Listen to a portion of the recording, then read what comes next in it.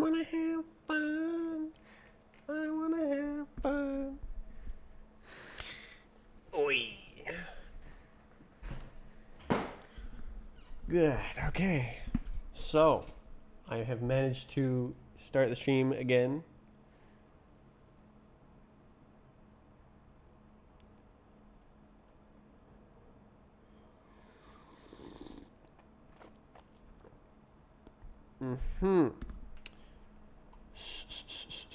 So,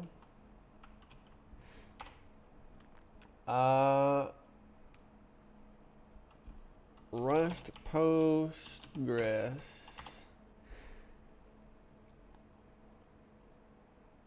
Wow. That's it. Okay. Connect. Client.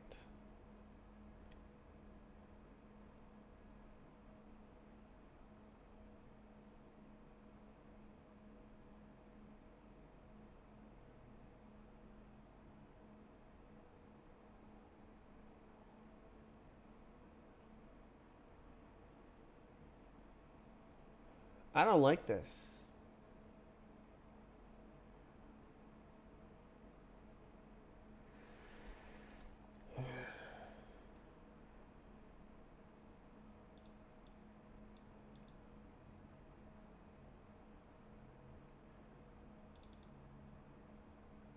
Tokyo Postgres.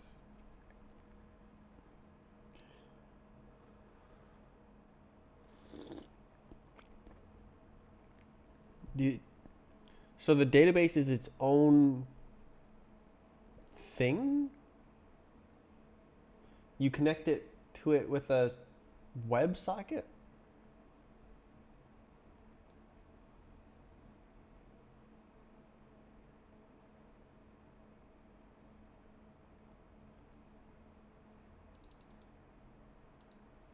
I will.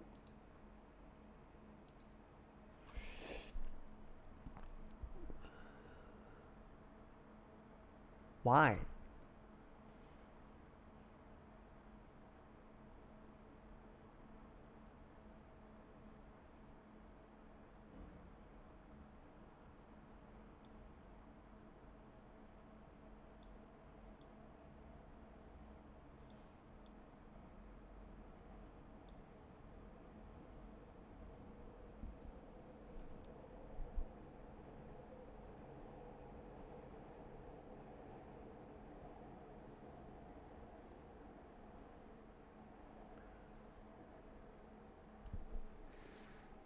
Connection.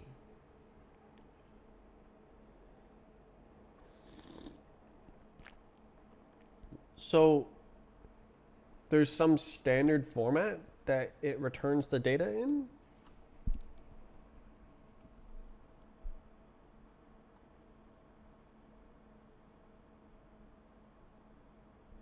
That just seems really weird to me. Like, why wouldn't you just, like, directly work with the memory?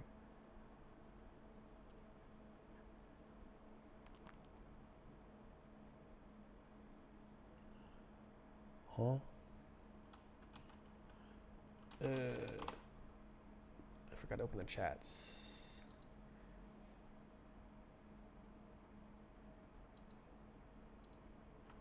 That one. J.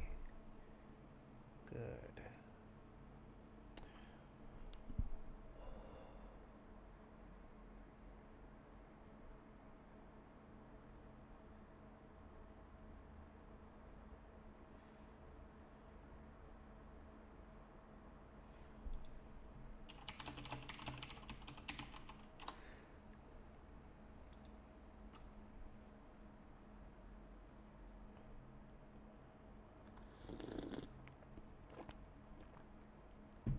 How to use computers. No particular Unix or programming experience is required.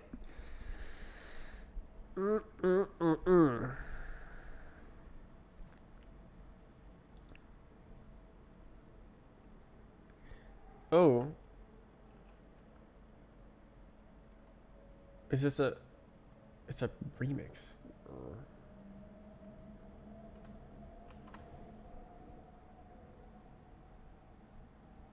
Start the song. Did you route any of your PBs? They all look unrouted, but they have really good placements. No, I'm a very like, I just kind of wing it.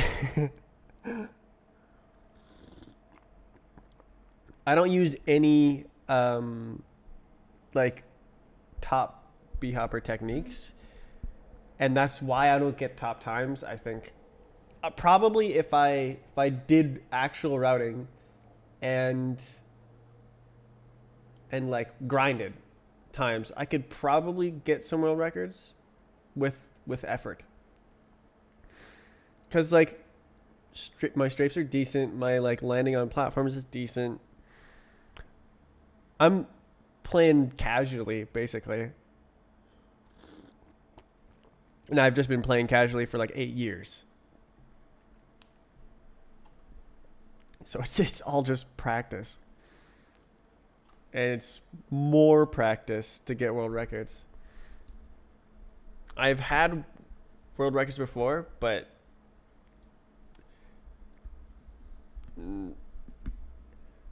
I guess how I feel is that it wasn't like at the most competitive time of the game.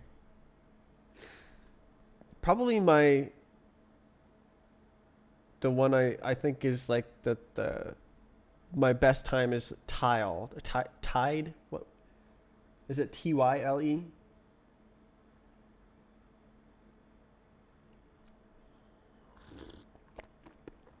I had a nice run on that map. Actually, it wasn't that good. I went back and looked at it. I think it was 55 seconds. I went back and looked at it. It's like, could have saved time there. I could have saved time there. I could have saved time there. So I guess that's just rose-tinted goggles.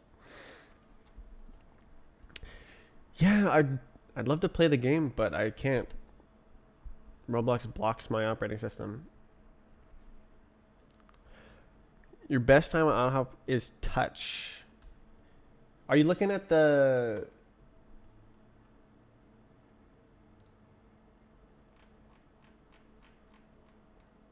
this thing?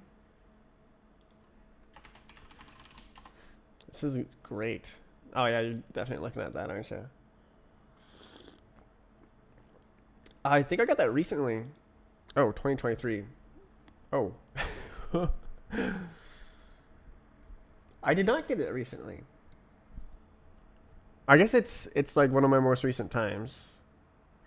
It's so cool how you just get better and better and better at the game. 2024. Blue Shade. I was playing that in February. Oh, I didn't fix my virtual machine. Damn it.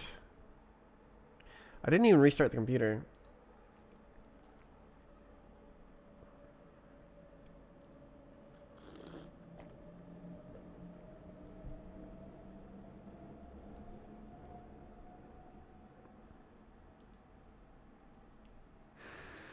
Hello.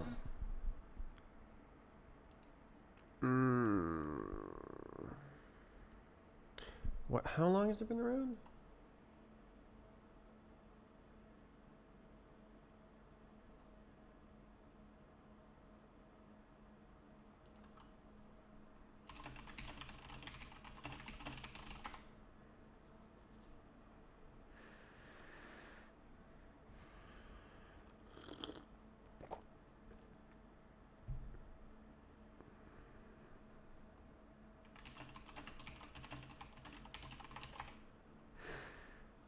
Learning about Postgres smells like public API.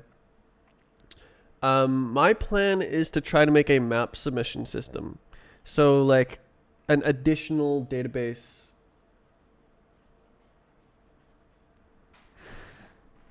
that saves like map state.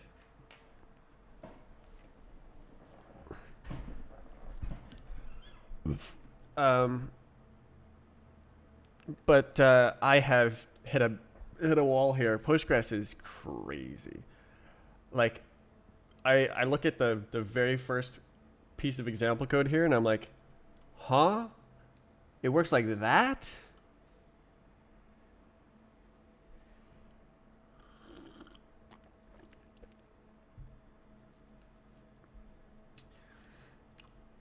I don't understand. Like, it's a separate process, possibly on another computer, and you're connecting to it with networking. Why would you not use like just like a library and like just memory? Inter-process communication. Well, not even. Like, it could be just the same. I don't know. I don't know. I don't know. Why is this? Why does it look like it's its own thing and should like live somewhere else?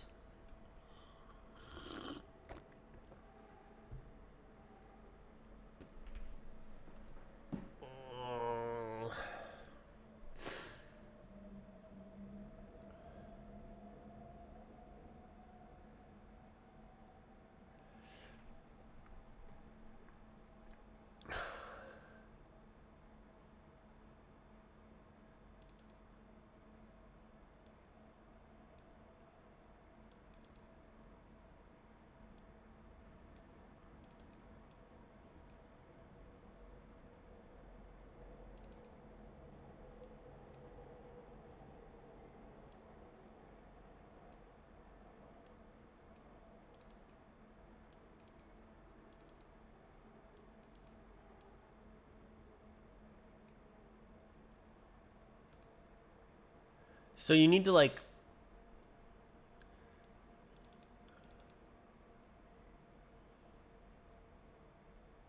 user.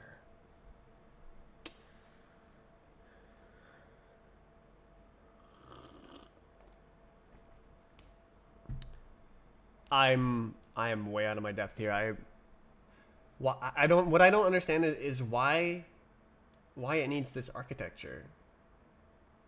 Is that for scaling? I guess so, isn't it? Everything's for scaling.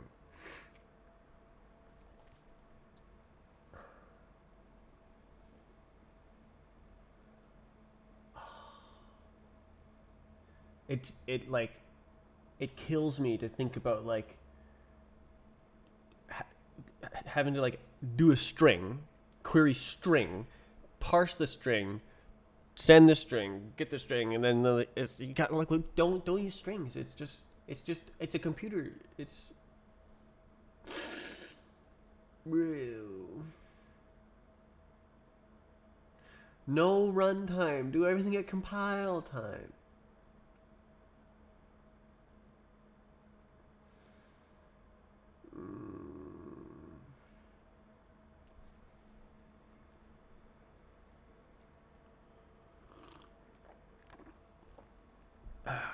Write my own database. Oh my god. I can imagine how well that would go. Oh.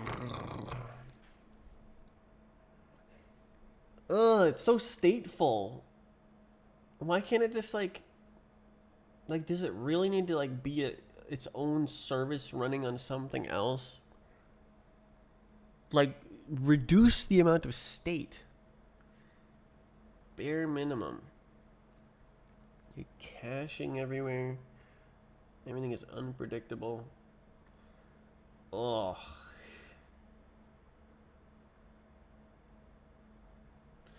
I just want to listen to the original song.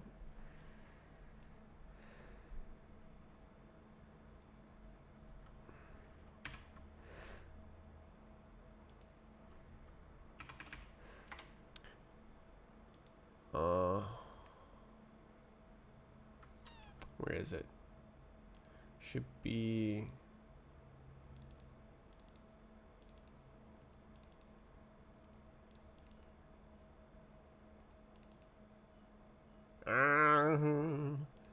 Is it really that far back?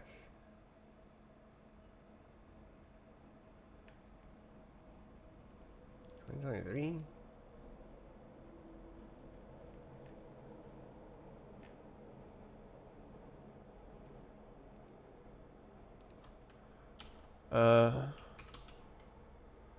Do I really not have it?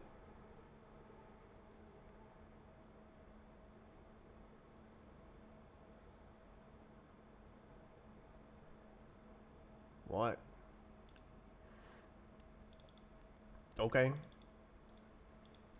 What month is it?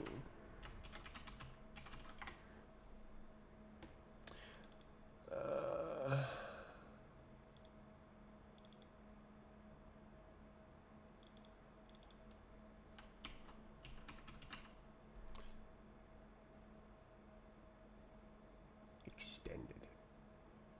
Dr. Packer reworks. Damn. Oh wait, it's twice. What does this one say?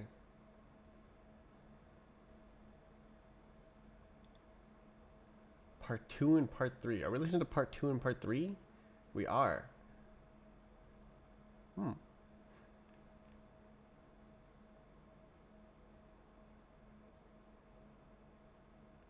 Are you single?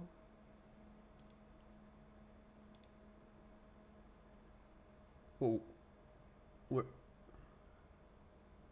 wait, it's not on this playlist.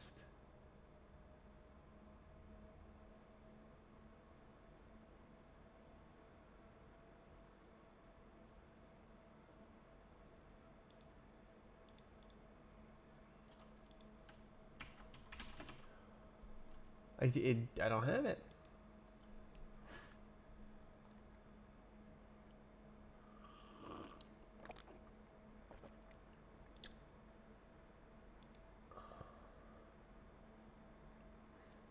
Only Shep Pettibone.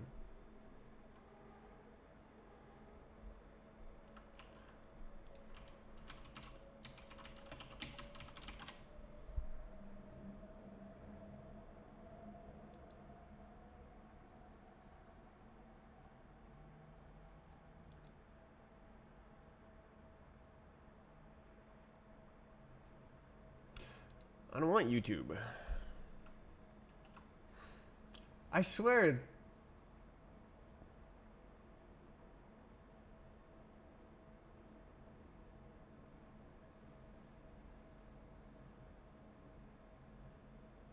Oh, I missed one. Gotta go cut it off. Hello. Shaving failure.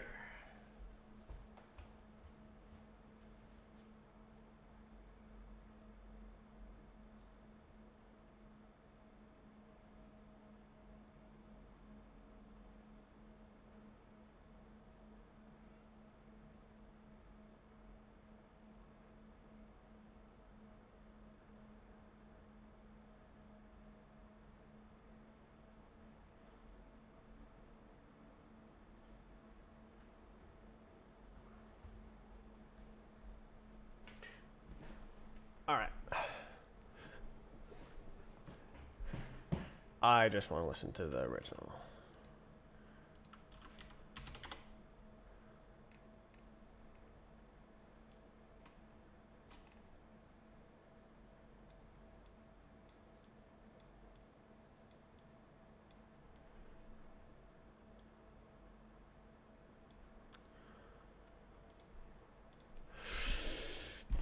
Tutorial.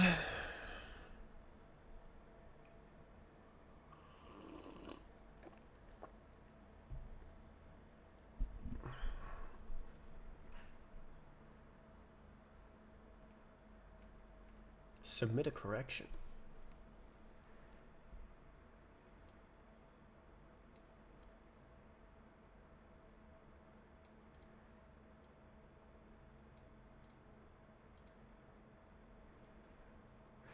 What's Postgres going to be for? I want to have a map submission system. So I want to be able to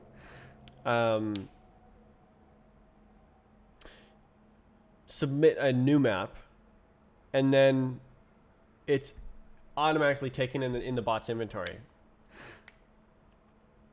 And then I can also do things like manage times on the map test place. Because like that's why there's no times on there, is because it's too difficult to manage. So then when you update your map, you can also like clear the times or something like that, and then and like it can be managed, and then like I don't know, like it opens up a lot of options for creating and testing maps. And then also, if you have an entry for every single map, then you can have the same entry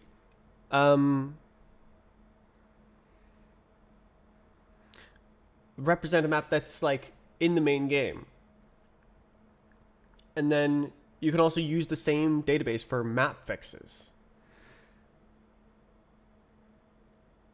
So then you can submit a new version of the map in the same way you would do it for the map test place, I guess. Right. So there's also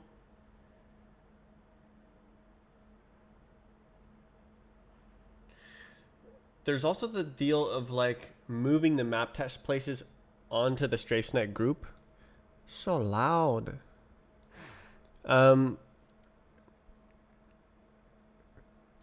Which is not possible without automation because Roblox does not allow non-group models. But I'm wondering if that would be a worse experience. Maybe tiering is good. Maybe like you don't worry about it until you actually are ready to submit the map. And then there's a tiny bit more friction in the process because you have to upload a new version every time you want to make changes.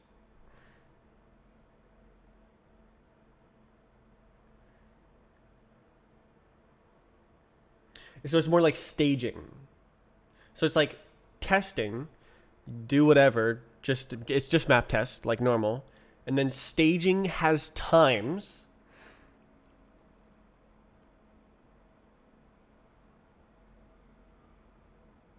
and is like managed. And then on the main game is on the main game. And then it's the same thing for map fixes. That sounds a little bit confusing. Staging. That would be great, actually, because if it's like literally staging, then you could have a separate version on staging and test that version before deploying it to the main game, and you could test map fixes and stuff. You can load specific versions of maps, right? Of models. So, man, you could get pretty fancy with that sort of like. I love the staging production paradigm. I think that's very powerful. We're testing this. It's tested. Deploy it.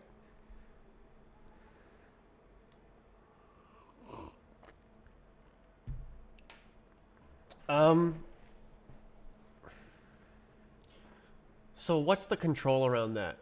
I think that Map Council would control the staging thing. So I guess the map submission system would be like normal. And then after the maps are reviewed, they go into staging. And that's where they're tested, and they need to have like a completion. But notably, there should be a times database with like bots and stuff, so that it's like it needs to have one completion ever at least, instead of like, oh, you have to beat it right before it's uploaded like it is now.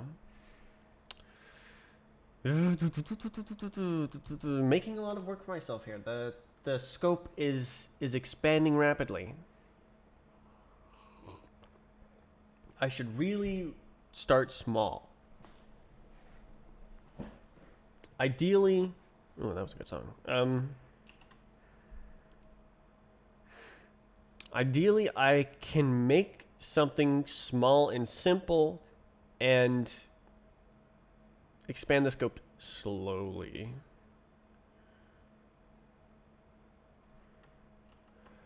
Vaping is too good to be true. Here, inhale this smoke into your lungs.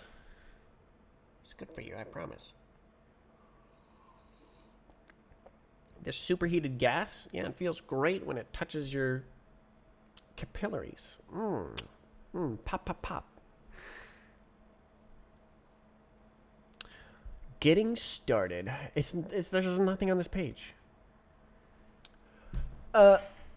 Before you can use it, you need to install it. Of course. That is not an of course. I thought it was like I was imagining it as just like, okay. I was imagining it as just like a dependency where like you boot it up, it loads the file, and then you're grooving, you're running. But what they're saying is it's like it's its own like entire thing that just exists and is highly, highly stateful. I guess that's like the entire point of a database is it's stateful.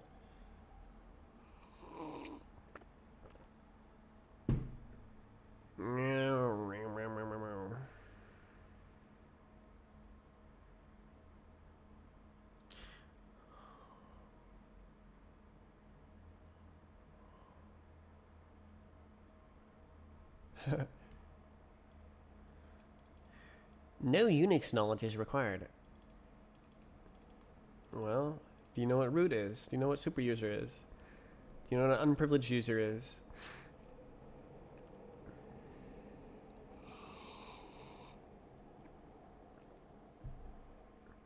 I guess that's not super specific. Root is Unix stuff. Oh, baby.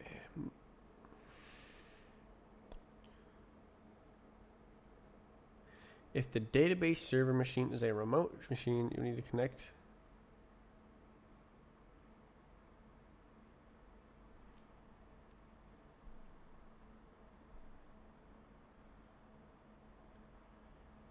It complains and cannot connect to the database. If that is you, the documentation. If you did not understand the preceding paragraph,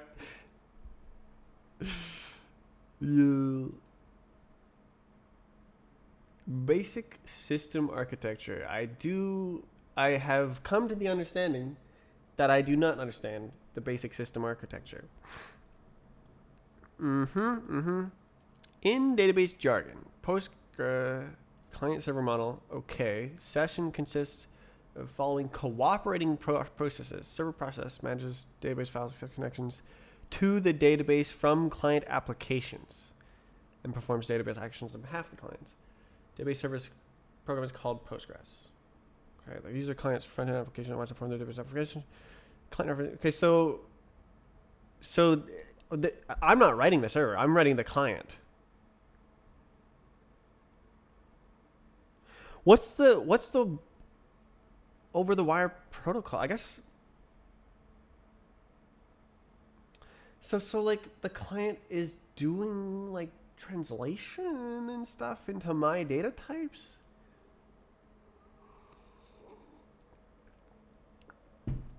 Like the whole point.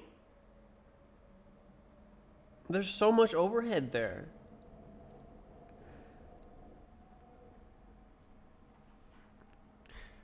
Just like disk, memory, look at it, and done. Like,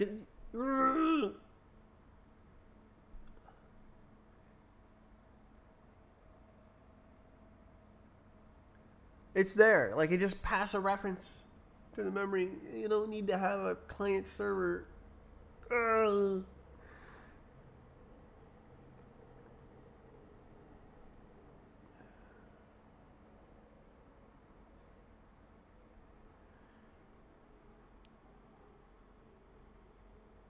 Copy.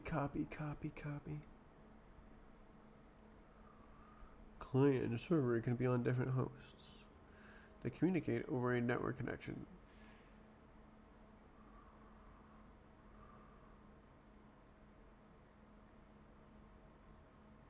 It forks a new process for each connection.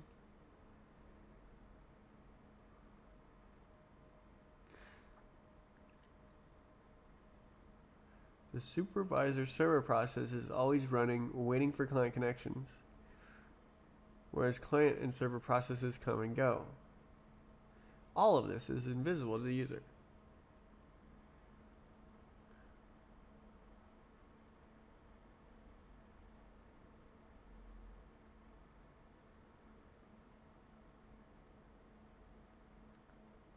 Huh. Okay, I'm thinking about how these things evolve over time. In the same way that I'm like expanding the scope of the project before I've even started. What if you want to like have another thing look at the data? So if it's just like one application that's like reading and writing to a file, then how does the other guy interact and interface with that? So if you have the database as a server, and then by default it starts out as client server, and you're like connecting to the server, then it's easy to add another guy. Public API. It's easy to make another application that uses the same data.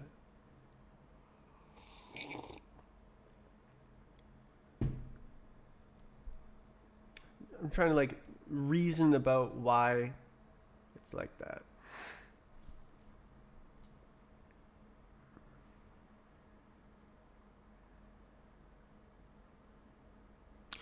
What about Redis?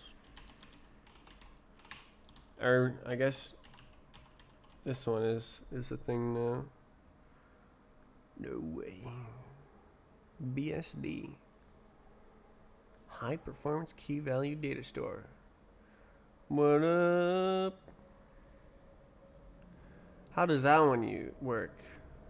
Join the vibrant community. Lua, what the built-in? That sounds like bloat. Does Redis have that?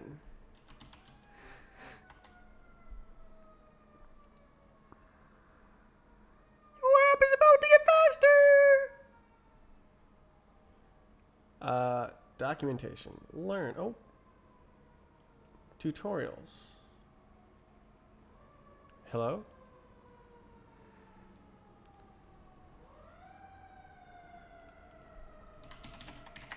I just want to know this. Scripting with Lua.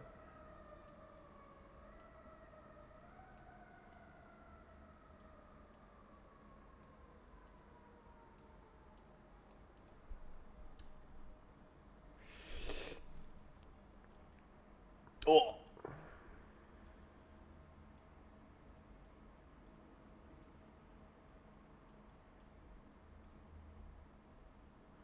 Okay, so this is their solution to like RPC.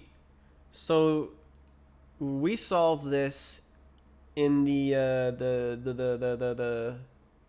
thingamabob, the doohickey what, with this Rust. So this is an application that runs on the same server as the database, the bhop database. Oof. And the game, the Roblox game, says a player joined the game, and then it sends that message to the RPC, and then inside the RPC here, it has a routine, an algorithm, if you will, for when a player joins the game. So this joined request has like a selection of data. It includes all the data it needs to like to join a player to the game. So the game sends it all of these in one thing. That's the shout. A player joined the game, and then in here it goes, Yes. Well, I need to check if the user exists in the user database, create the user. Okay, that does that. And then, okay, well, the user's not found, create the user. And then, okay, well, add the user to the player list on the server that they're on. Okay, get the player data for that player. Okay, get the current personal best and like what's the times on the current map. Okay, and what equipment do they have?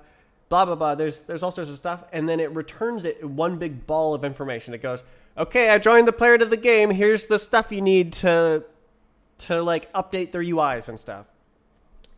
But note that all those different things it did would have to go back and forth between the Roblox game and the server if it wasn't all done at once on the same computer. So the RPC and the database are going, and then it sends it back. Instead of going like bing bong, waiting for, okay. So like if the game had to do this, the game had to go like, does the user exist in the database? Okay, the user exists. Okay, add the user to the server list. Okay, the user adds to the server list. So it can like do all of this in one go. It's RPC, remote procedure call. So it's an overarching procedure that can be done rapidly and locally on the server with like decision making. If the username is not the same, update the username. It would have to do a separate, it would have to like wait for the data to come back and then make a separate request if this was done from the Roblox game. So they're achieving the same thing with this. So this is like fixed code, and it's achieved by having code that runs in the same place. So this is the same idea, I think. It's like, but slower. Let's go. The idea is like you can have some sort of scriptable procedure that runs in the same place as the data, and it can make decisions using the data rapidly. Does the ser de rename go both ways? No. You define them separately. So you can see this one has deserialize and this one has serialize. So you can say serialize and deserialize on the same object. That does work, but it's not like that by default. You have to explicitly specify that.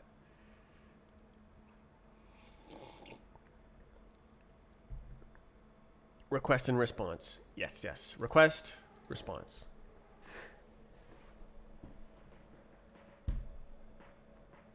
Okay. So I did not know that about Redis. That's pretty wacky that they just have this ball of code doing this.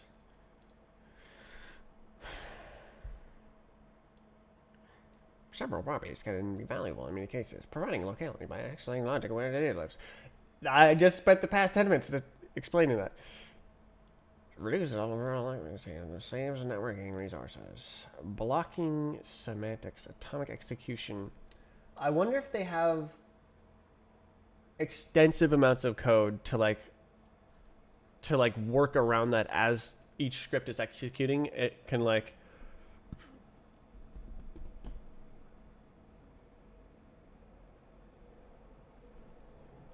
because like freezing the entire database to run a Lewis script.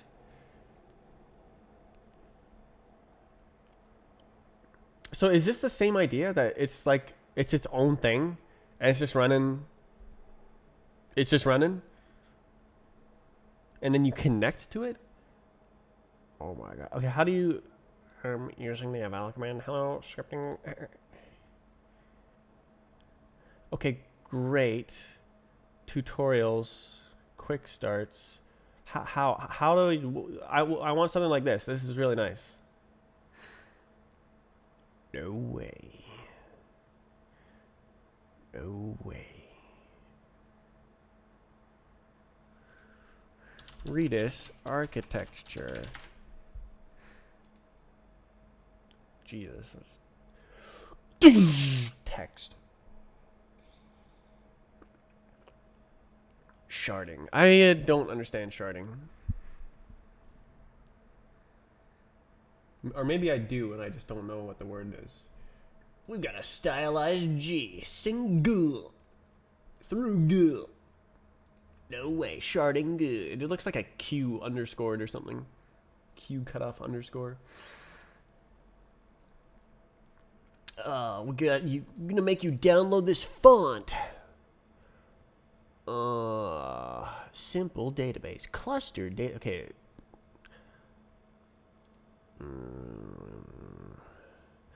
Like, is this Redis only, or is this like your code and Redis together? Micro symbol.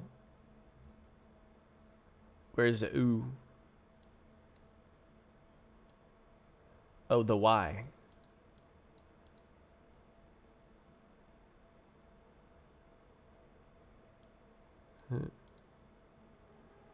Primaru.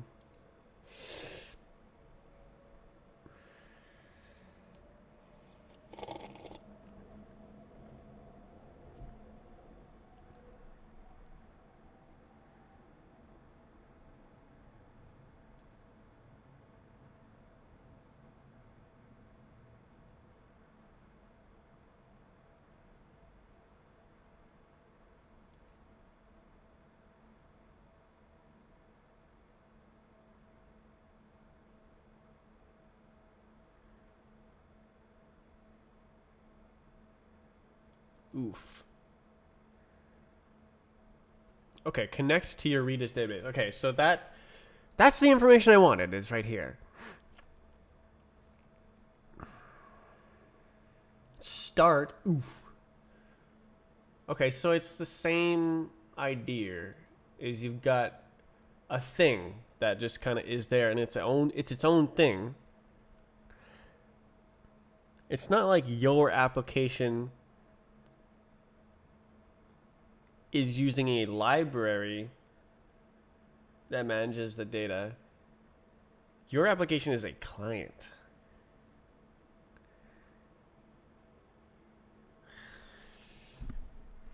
Yeah.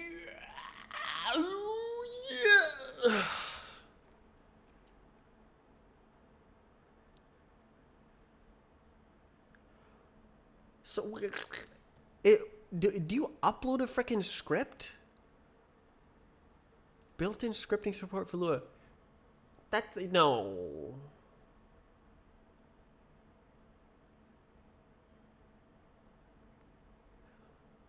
I guess there's no distinction. So there'd be like a Redis.run script thing.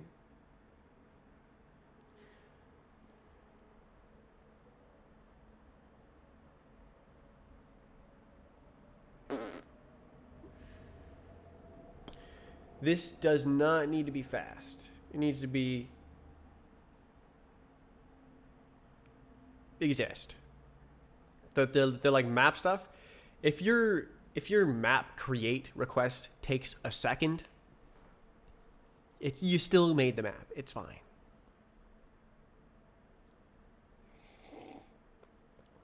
Redis is like in-memory database.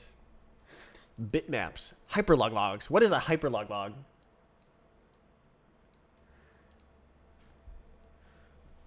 Count distinct problem. Oh. Is this Cory Doctorow? I saw an article that says like Wikipedia makes an insane amount of money.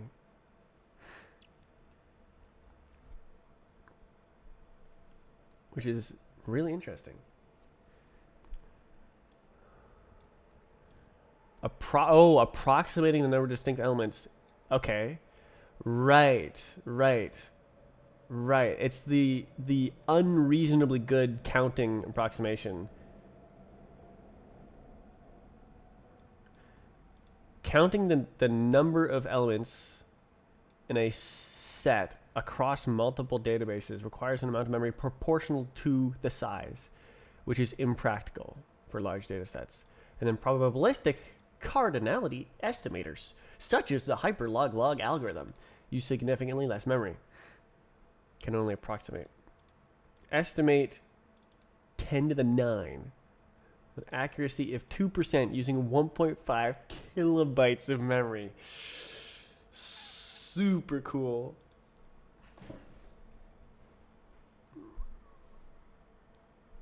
Love it. Love it. Love it.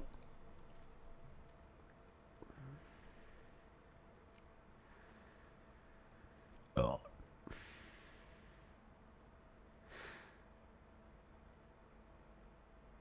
Act as a primary database.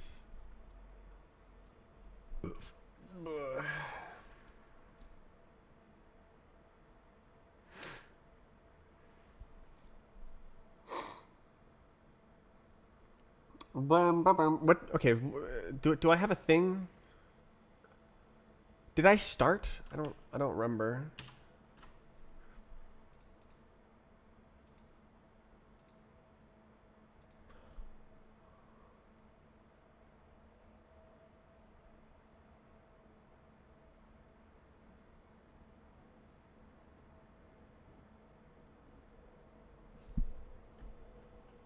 Star point.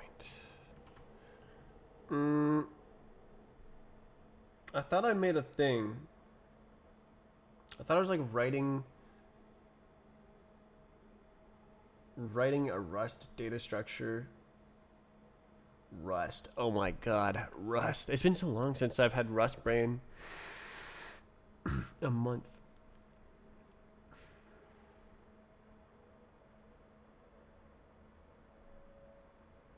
Where would it be? Wouldn't it be like right here? Where was I doing that? I was like writing out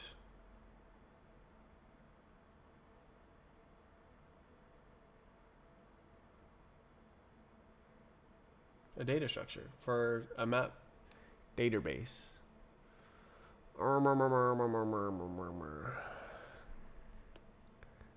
So,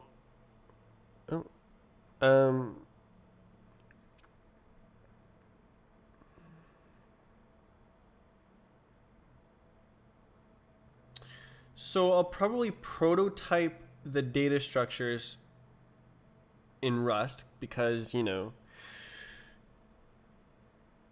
algebraic data types. And then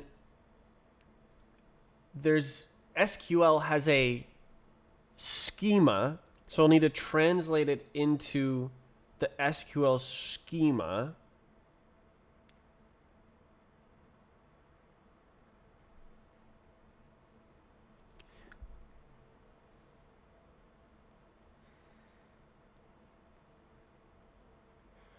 Why can't the database be in Rust? Oh my god. Why can't I just have like Rust types? Store my Rust types. Oh my god. Relational database. Rust relational database. Datage. Database. Surreal DB. Dust. No way. 3 years ago. Distributed database in Rust. This is the second Google search option. Uses SQLite as its storage engine. What's the point? Oh.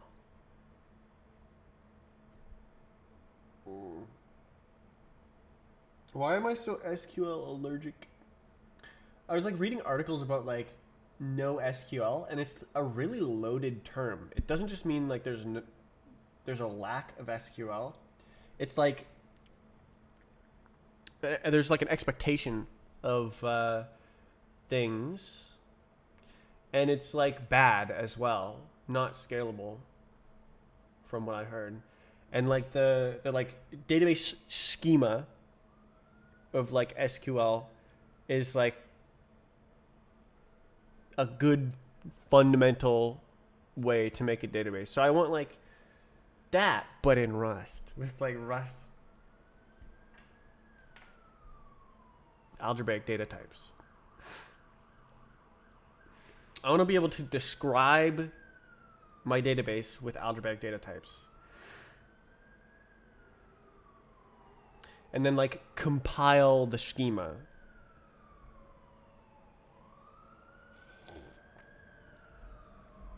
Oh my god.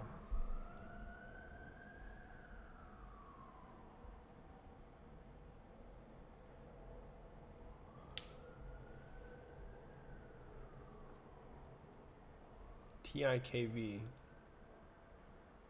What is that? What's LRU?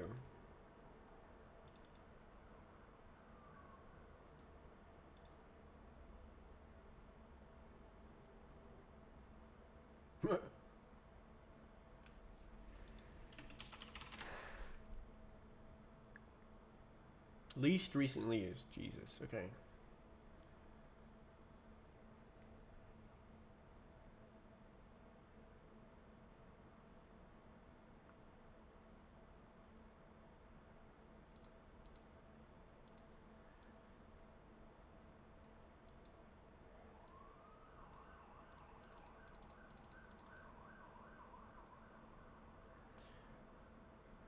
Yeah. So this stuff is like database guts, database internals. TIKV.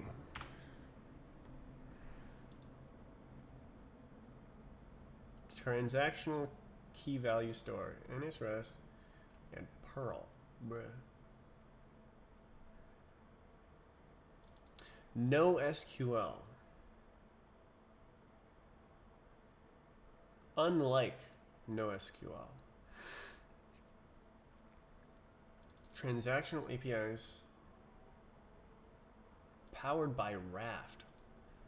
We're not even at the bottom yet.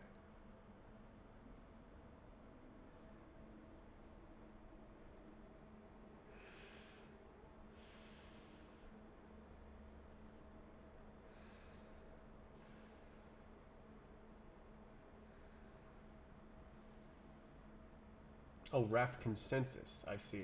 It's not a Rust library or something. Consensus, bruh. Geo replication.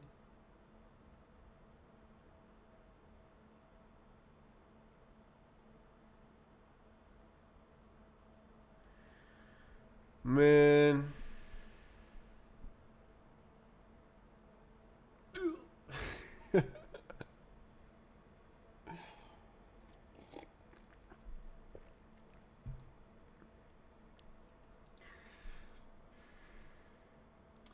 Period.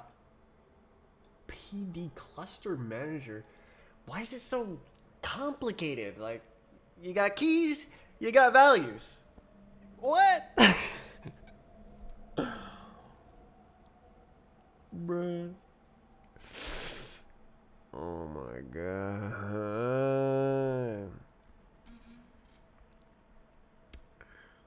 Yeah, so like, what would be nice is if there was like client and server libraries and you define your schema in code with algebraic data types and it like compiles the database to do that, and then you can use maybe the same schema on the client and it makes like little API thingy. I don't know. I don't know what the best developer experience would be. I'm here to learn. And I'm thinking. I'm thinking about things. Ugh. Uh-huh. Yeah. Ooh. Ooh, yeah. Uh-huh.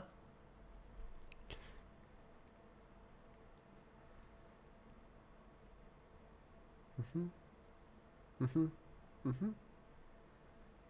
Mm-hmm. Mm-hmm. Mm-hmm. Mm-hmm.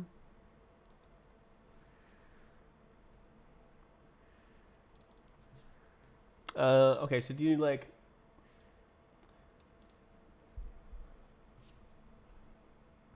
Bro.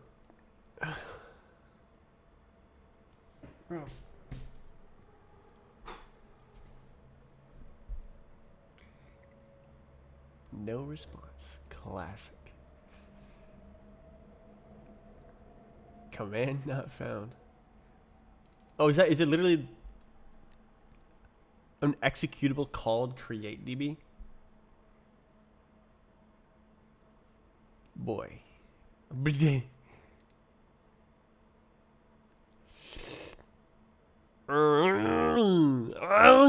Okay, so this is like a little, this is like an application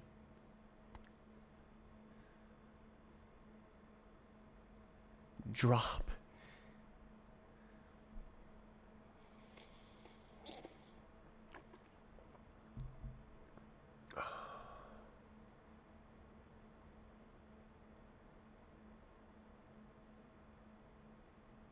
As an explanation for why this works. Usernames are separate from operating system user accounts. When you connect to the database, you can choose what username to connect as. If you don't, it will default the same name as your current operating system account. As it happens, there will always be a Postgres user account as the same name as operating user that started the server.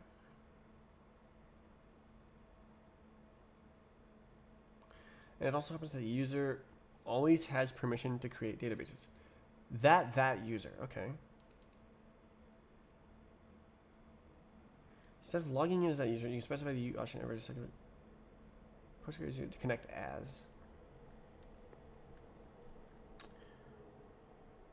Implicit behavior. Ooh, let's go, baby. But this is on this. So maybe the implicit behavior is like extracted into that convenience application, and that's fine.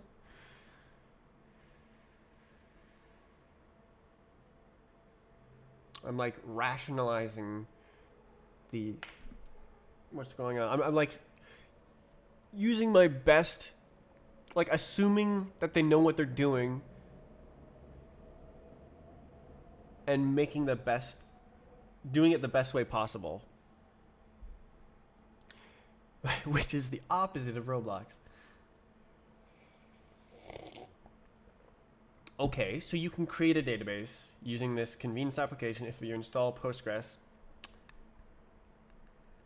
Why not?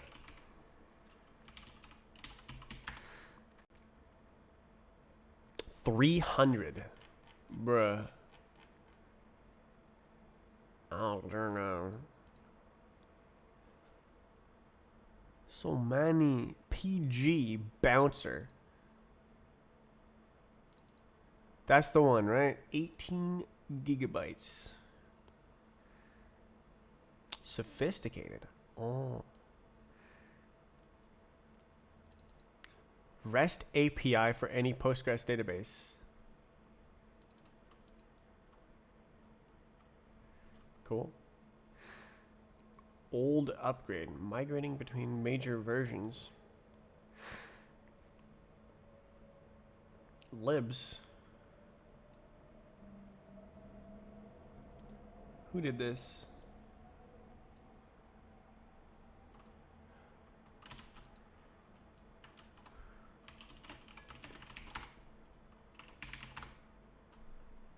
Oh.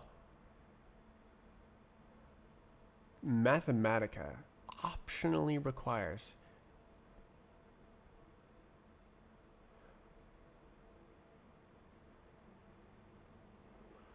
Qt5. Why is a UI toolkit connecting to an SQL database? What is VTK? Okay, I am on a tangent here. Avogadro libs. Oh, that's the frickin'...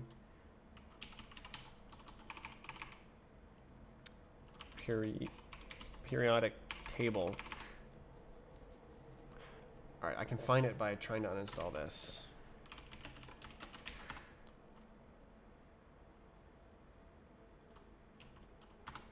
Bruh. Follow the chain. Bro. Ow. Did I uninstall it? Like, this looks like stuff that's just chilling and sitting on my computer. Okay.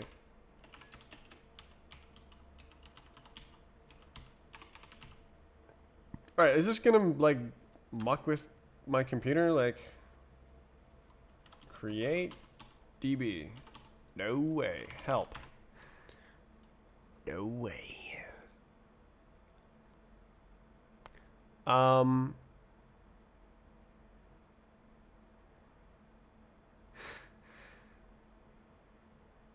do you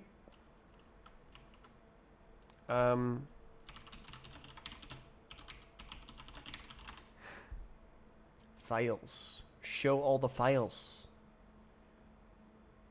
QL. Okay. We'll just do this. Oh. Dot stop. Oh my god. Okay. Bin. Okay.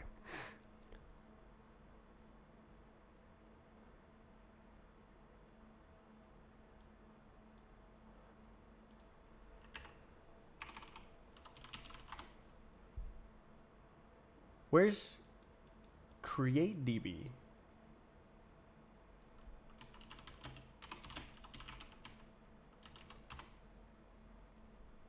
Is it not provided by...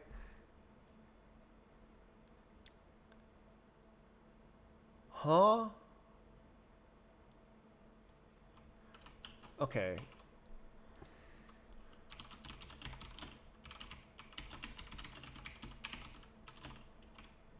File. I've already visited all these pages. QO. Okay.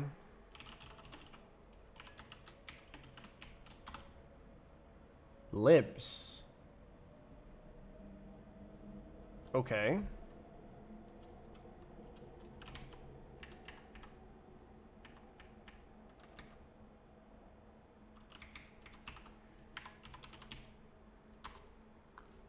Okay. This is what I want to know. Create user, drop DB, drop user. Vacuum DB. I want to like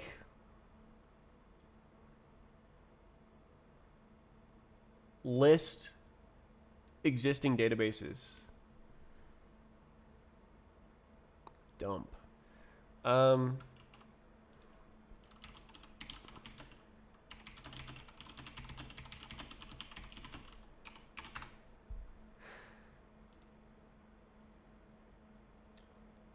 Yeah, I thought it would be that one, but okay, there's so many things on the screen, bro. Get out of here. List. Okay, so I can go like list.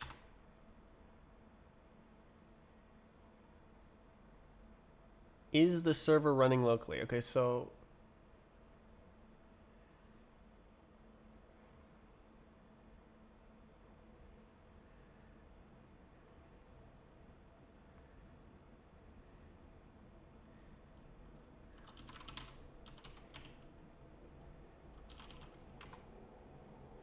okay. So did we miss a step here?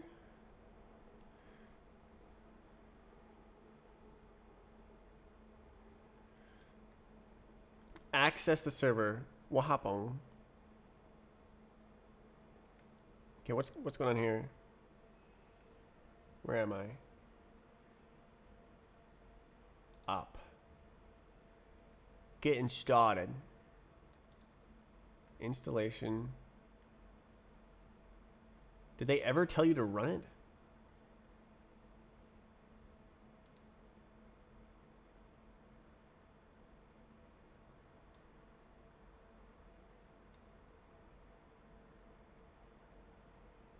Uh.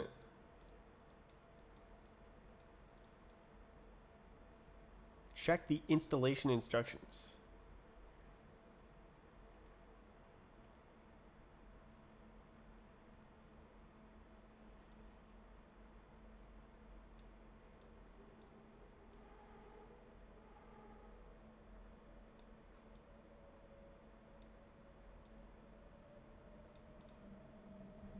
So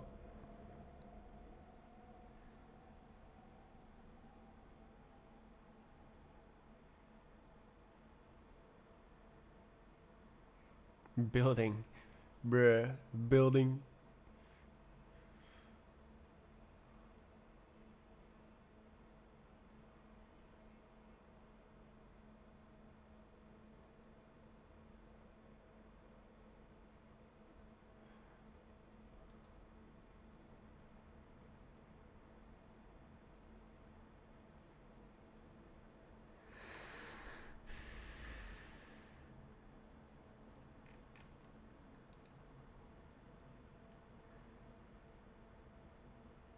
So is it supposed to just kind of like be chilling and like run as a service or something?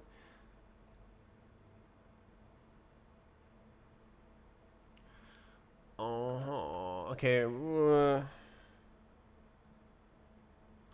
I don't know. Let's see. Uh,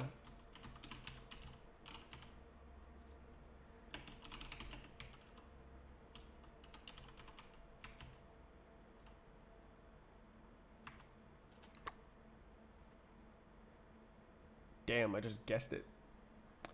Um,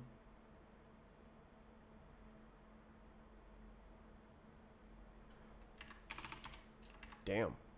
First try. Okay. Start. Okay. Oh.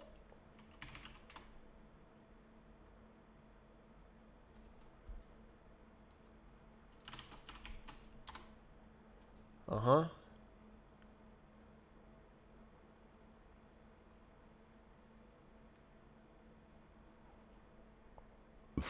Mm-hmm. Mm-hmm. Okay, it's said to pay attention to environment variables. Data is missing or empty. So that's like super user, Postgres, initdb, locale encoding. Locales blow my mind. Initialize the database cluster.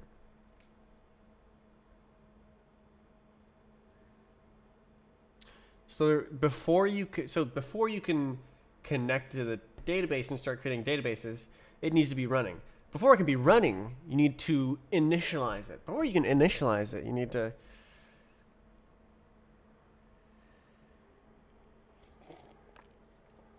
so stateful. Why can't I just like click a button and it's like, oh my god.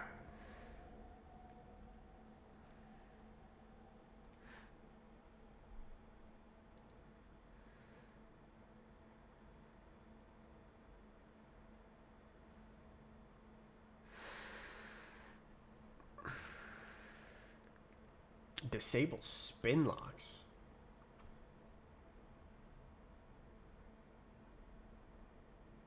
Performance will be poor. Spin locks. Spin locks are like, well, it sounds like it does busy waiting on like mutexes.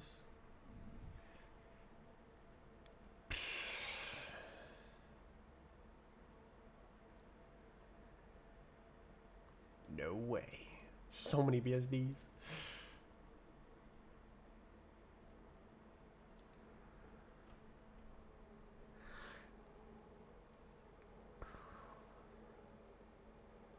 Damn.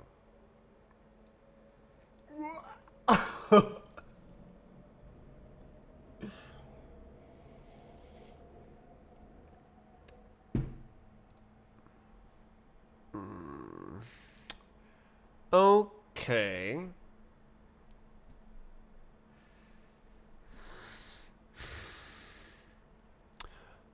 I feel like I should make a container and pollute that instead of polluting my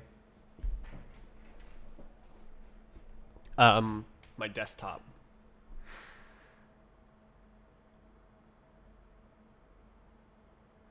File backing. Man. Yeah, skip the file system.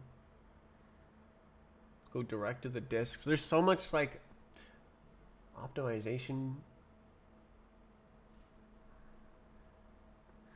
So I know that copy on write file systems are bad for databases. I think you can disable cow for specific folders.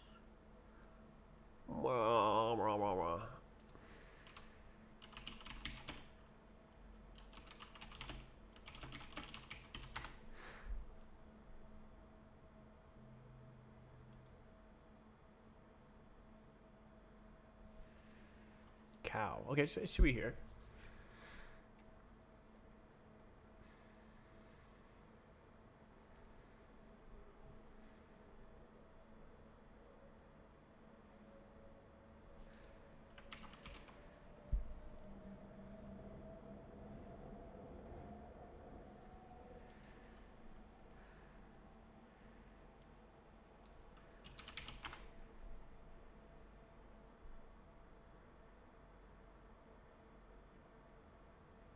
No cow folder.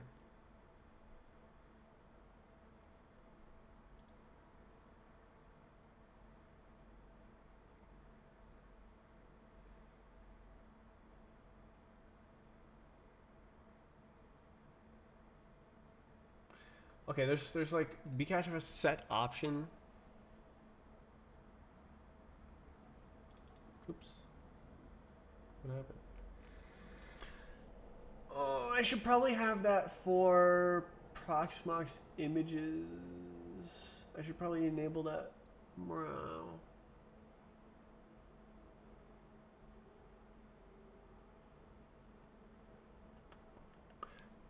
Oh, okay, so oh my god.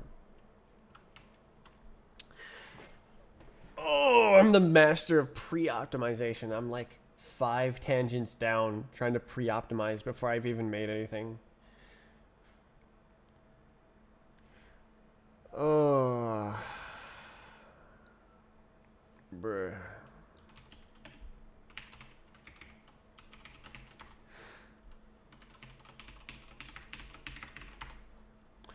Oh.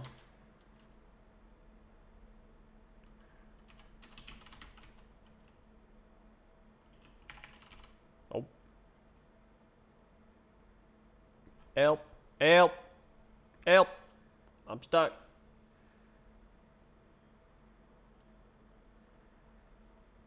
What? Did it freaking crash? What the hell? Why is that frozen? Okay, I guess I'll just keep reading then.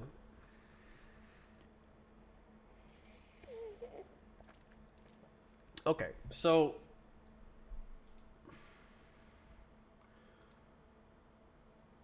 it's telling me to do some things, and I can't do it because I don't have a database.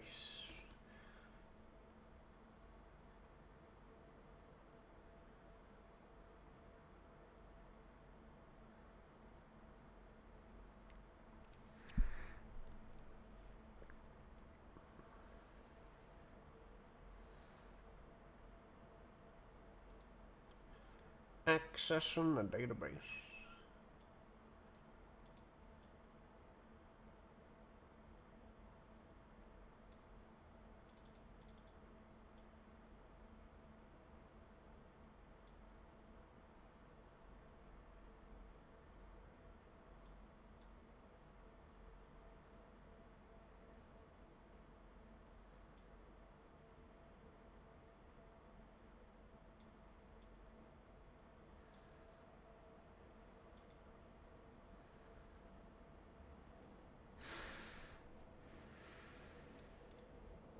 PostgreSQL Interactive Terminal Program, PSQL. Okay. Okay, that's like raw dogging the database.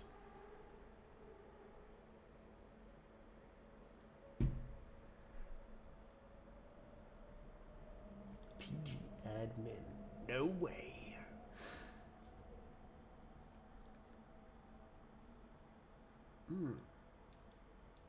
There's several available language bindings.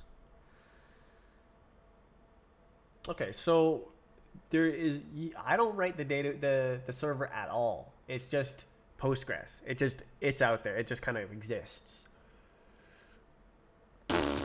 Okay, I guess that's fine. So it's kind of making more sense because like if I want to have like a more applications that are like connecting to the database, they can exist. It's like hop hop out, and that's like what's running locally, what's connecting from elsewhere, translating the data on the database. Ugh. So ideally, you don't want to do this. This is what is going on with times deleting right here. Is you like go right into the database, or you is in its name, the database developer. He has to go like delete times where select from list times style equals 0.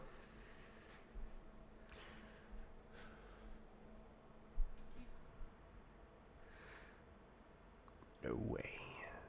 Math? Oh, I can use Postgres to do math? No way.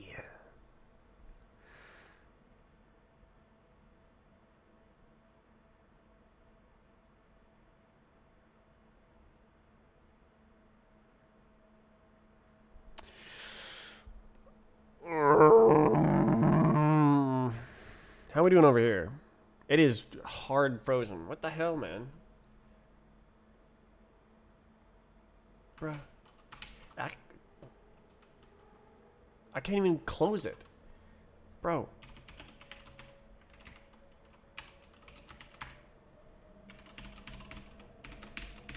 Is that just kitties busted?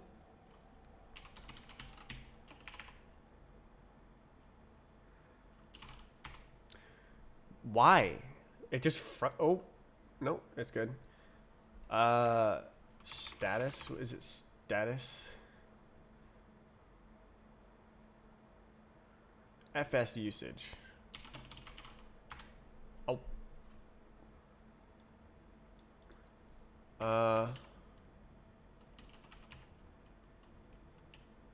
Main?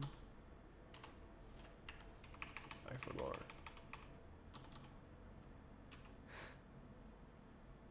Ditched kitty recently? Yeah.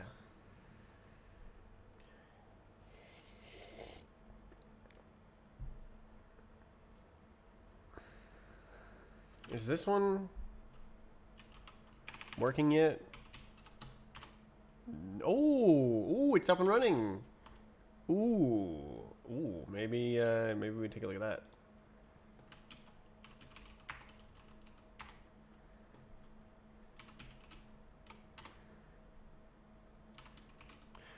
All right, see ya.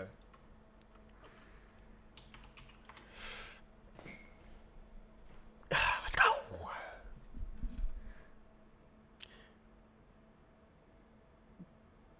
I use dbeaver. Databases is so diverse. I'm gonna heat this up.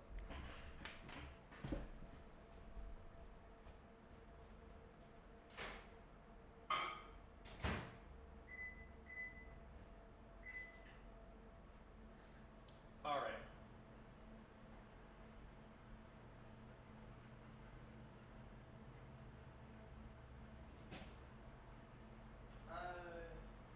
Really good ahead.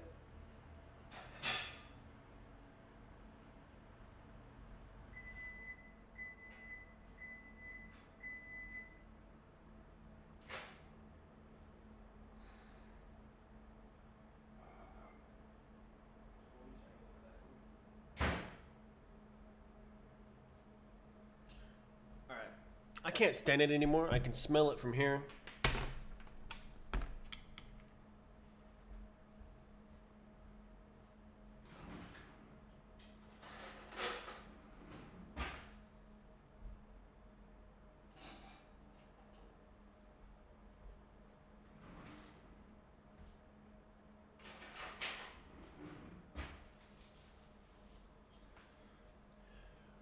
Bring out the cheese bread.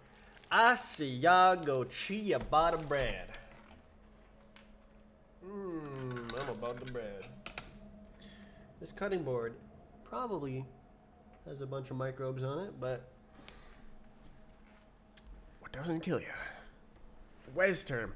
WesTerm just didn't launch. I've had it installed for like a long time, and it just didn't work on Wayland.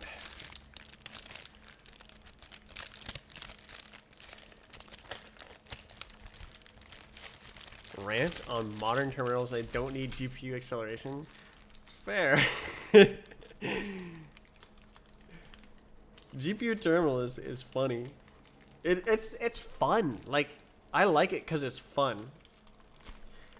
No way, it's running on my GPU.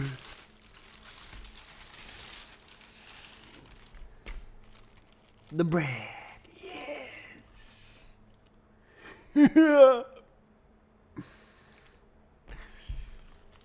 Bite. Oh. Get off my... Okay. Off.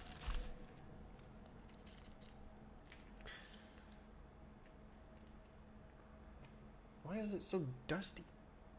Like, I get dust right here. I thought that dust collected here because I was wearing headphones, but it happens with the earbuds as well. Why do I collect dust?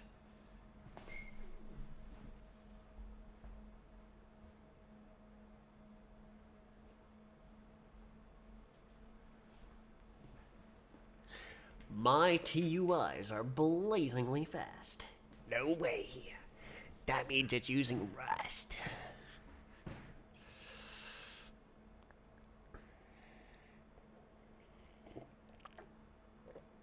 More than saying something useful. Makes it fun to watch. I like watched a lot of videos, clips of Jonathan Blow.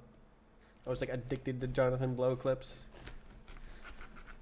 Okay, gotta make sure I'm not cutting the headphones. These headphones are on their, not headphones. Whatever they are, they're on their last legs. This one is broken. It's like frayed, and I can't believe it's still working. When I started using these every day, I thought they would last a month. It's actually been like 4 months since my headphones broke. They're sitting on the table way at the back of the room.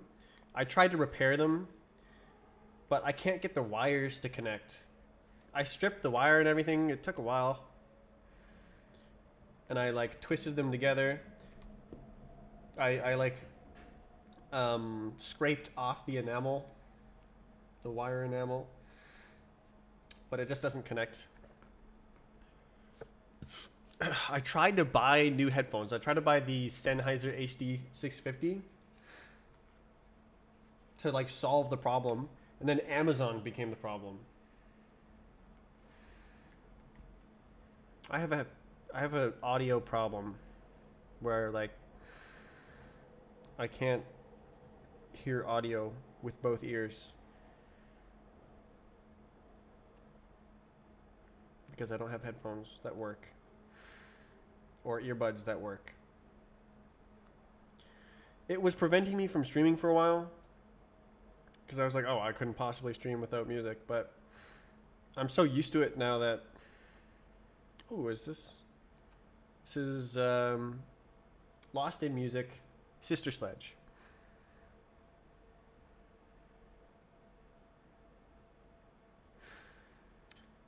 I'm extraordinarily tolerant of like annoyances.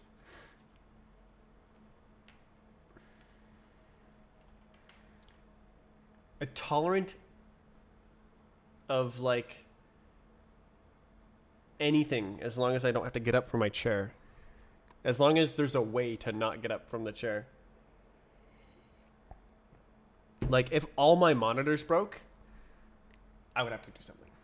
Or maybe I would pull the monitor from over there. Oh my god. I want to make a TUI for something.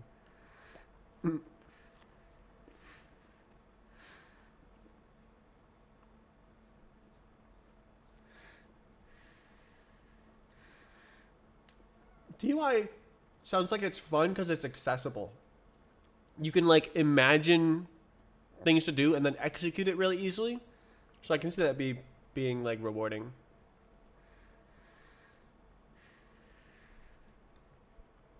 Oh my god, it's the bread.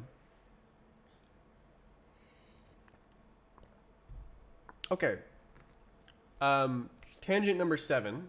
Let's try using West. Oh, that's probably explicit sync, where I'm like pressing the key and then it. Yeah, that's explicit sync. Pain. Oh. That's cool. I've never seen that before.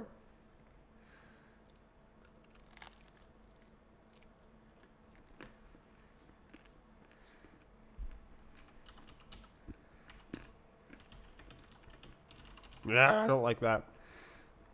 It's like one frame, or not, it's like one frame update behind. So whenever the screen needs to change, it forgets to change once. And usually that's like one key press at a time.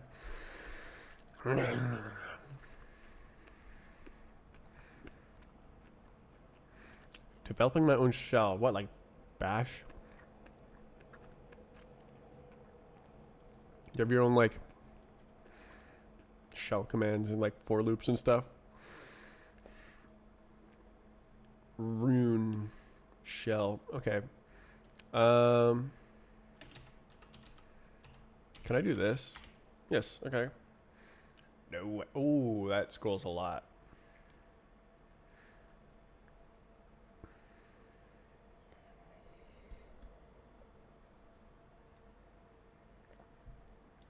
I'm a big fan of tabs. Oh, you can't drag them. Oh my god. Uses a secret language. No way.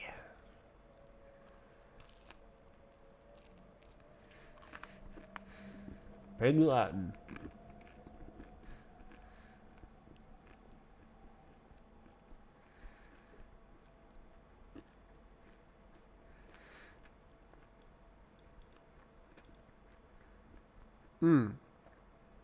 Oh yeah, it was Cosmic Terminal. Cosmic Terminal was funny. It was like accumulating text positions, and so the I changed the font, and the rendering was like skewed and like not grid aligned, and I was like, that's overhead. Ugh. It's like using a general.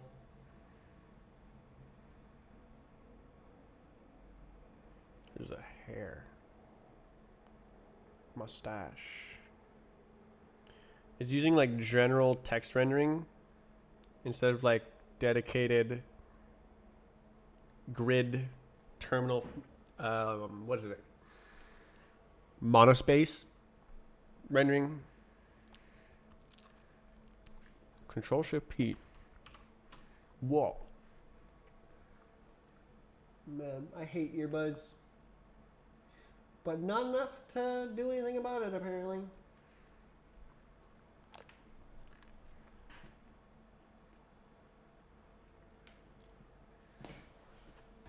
That's nice.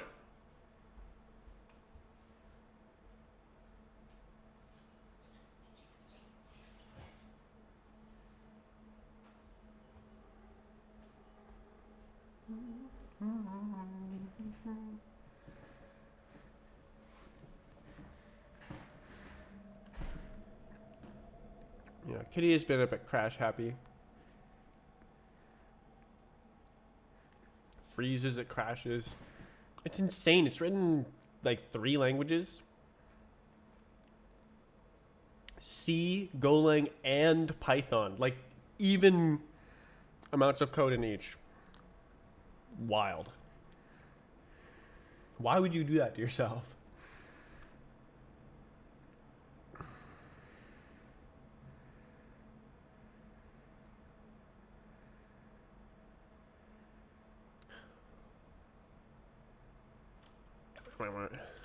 Whoa, there's so much. Okay. Wait, that didn't make everything go away? Okay, I am so off track. Same with Sublime. Control Shift P. Yeah. That's what I'm saying. It's like or did I not say that? I thought it. That it's like a standard key. Okay, that is bothering me. Standard key combination for command palette. Well, standard is in same as Sublime Text, I guess.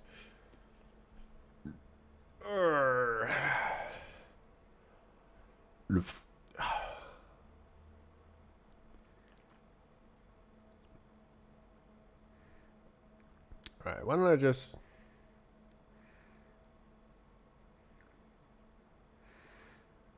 We'll go here. We're gonna do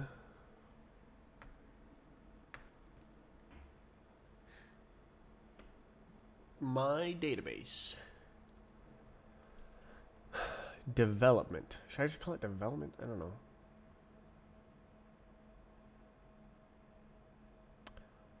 It should probably be dedicated. Okay, so that was like... do 209, I guess. Ooh. Ooh.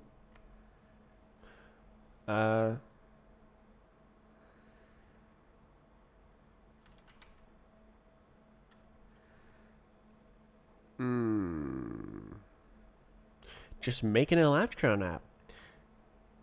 Sublime is using 3 different languages to run. Ooh, oh, I see. Not completely in Rust, bro. Imagine not using Rust.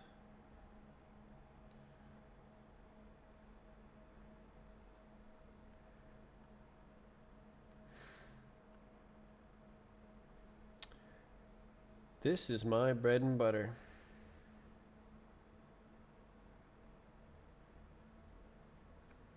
Bread and butter is my bread and butter.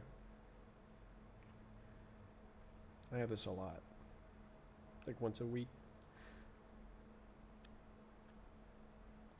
It's every 4 days.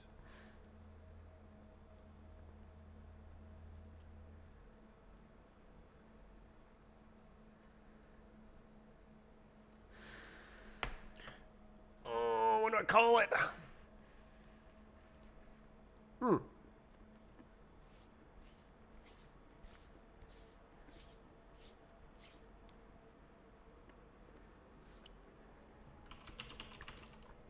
Amazing.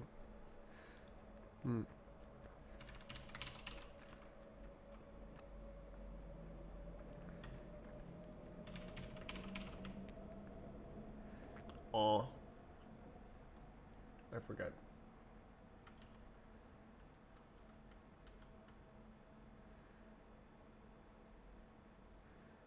Alright, why don't I switch right now? I am so distracted. T. Yay, okay, and then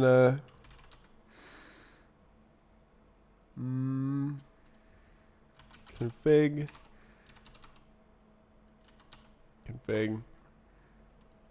Where did it go? Oh, it's right here.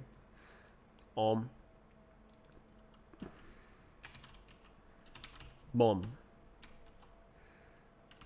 Oh, I think that did it. Oops. Cool. I switched. No way.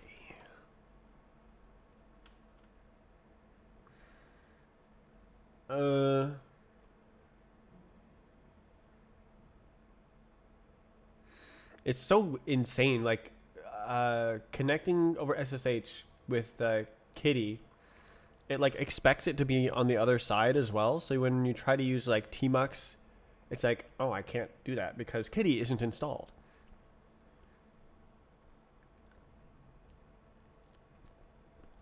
It just breaks randomly. What was that even doing? I was trying to change the properties of an inode.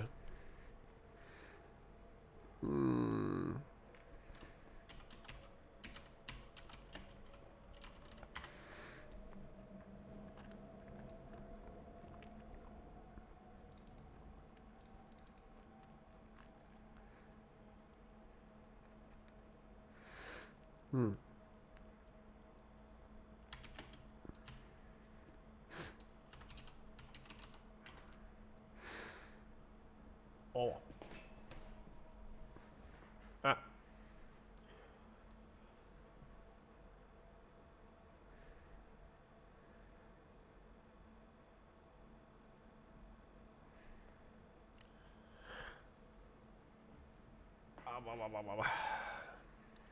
Can I do...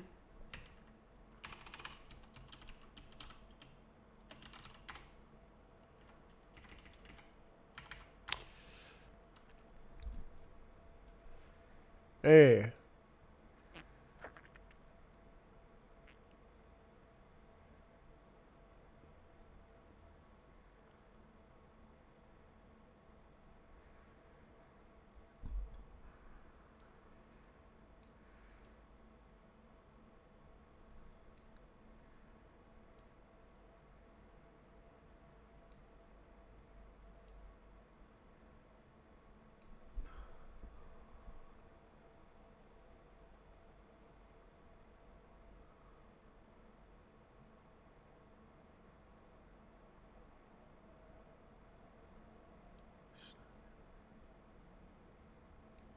It's grammar.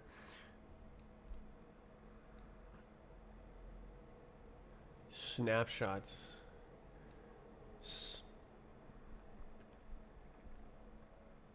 So instead of cowing on write, COW, copy, excuse me, on write, it does copy on snapshot only.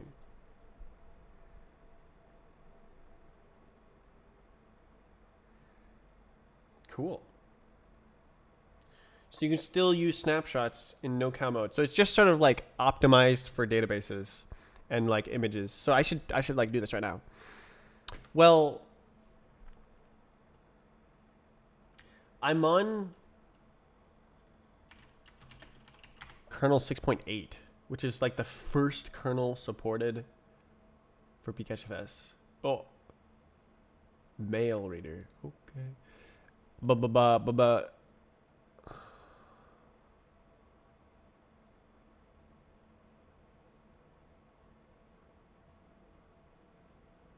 When are they going to update?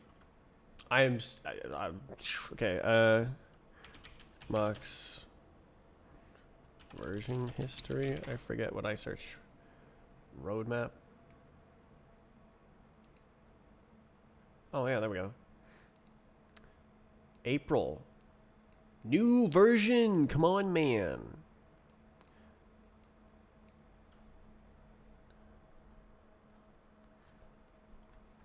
Kernel 6.12 was released this week.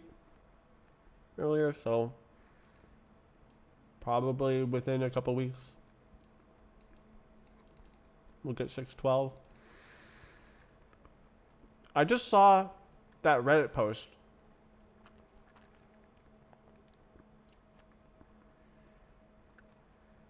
BTRFS. Rights are not atomic. What in the tarnation? No way. No cow.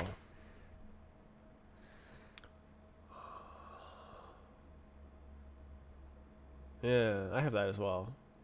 Constant drive activity. Seeking all the time.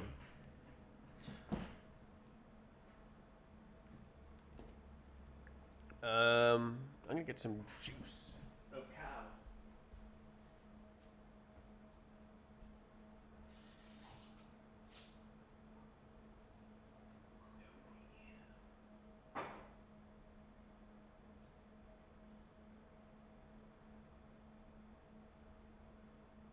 Yes, yes, yes.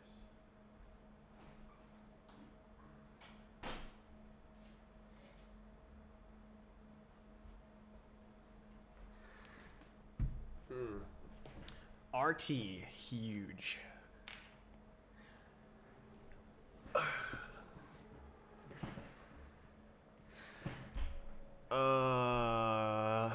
I'd like to read this actually. Wow.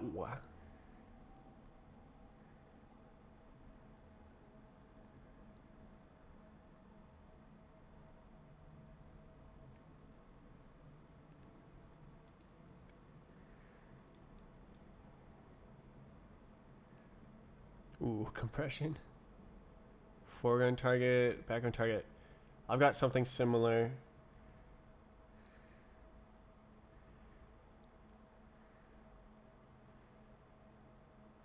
Doesn't want to. Why is it hidden?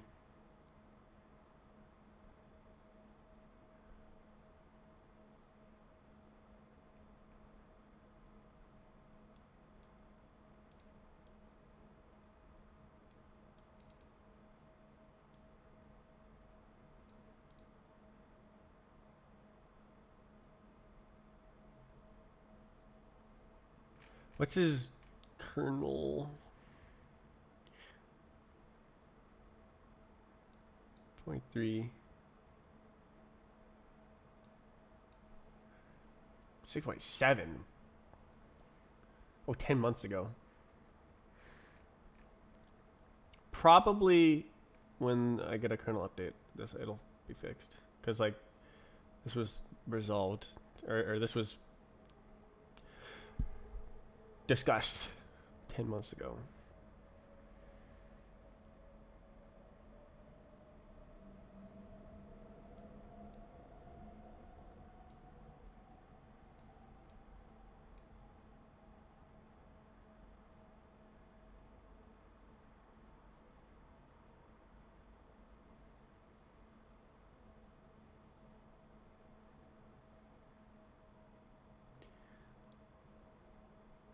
Bcache FS. No way. So I'm not having, like, problems. It works great, even. Endless re-replication.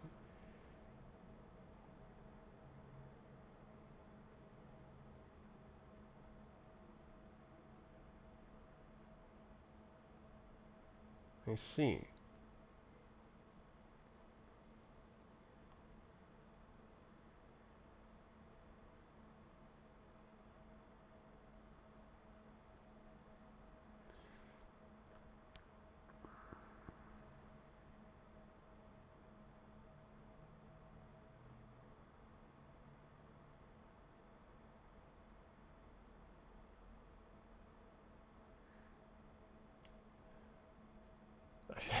Let's see.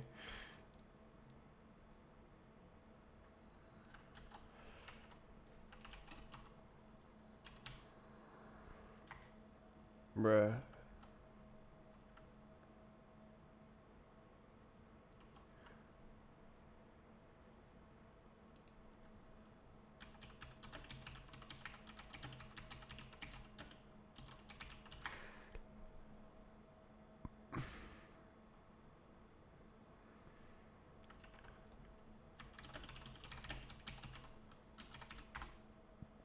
Please. Yay. Is this turned into just Linuxing? Server admin. I'm like trying to prepare my server to have a database on it without destroying the disk. But it's like H. No.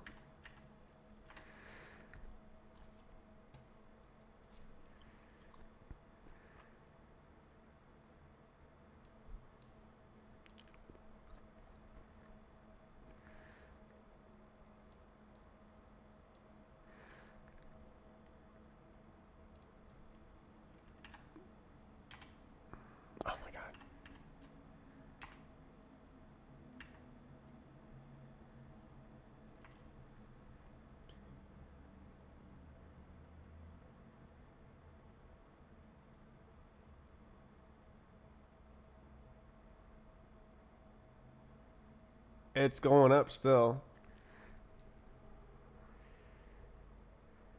I have no clue what's going on. I'm like looking at the NVMe device on my server,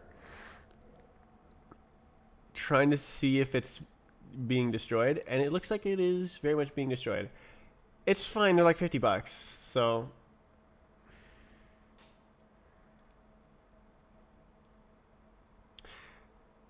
This is a 1 terabyte SSD, and it has 1.5 petabytes written. So it's been written over 1,000 times.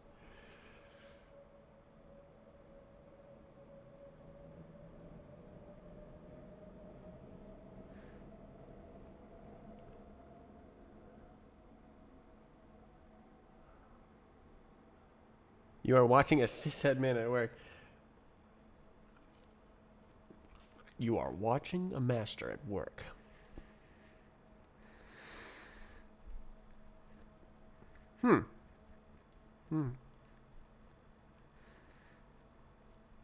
So this thing is like a cache drive on my server. I have like media files on hard drives and then an SSD to like cache hot data. And I'm using bcachefs as the file system. And there's a bug in the kernel version I'm using where when you try to re-replicate data, according to this Reddit thread, when you try to re-replicate the data, meaning require it to have multiple physical copies in case a disk fails, then you still have another copy, re-replicate. It's just like endlessly writing data without ever finishing the re-replicate thing. And I expect this has been fixed for 10 months.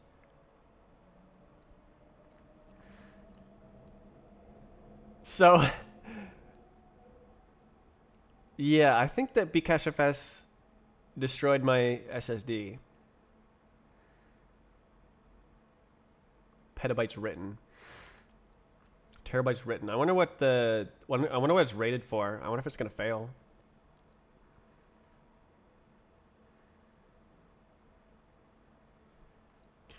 Maybe I should set it to durability equals 0.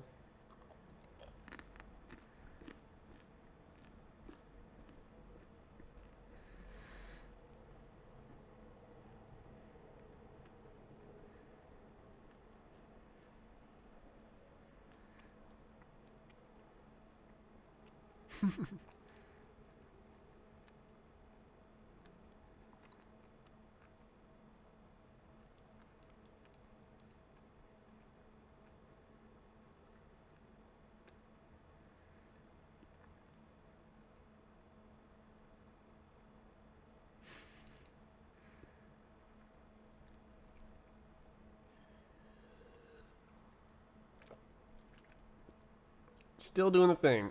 I guess it was never resolved.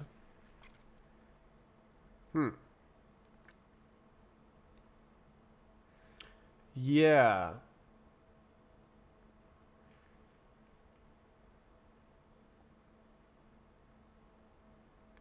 Data replicas 3.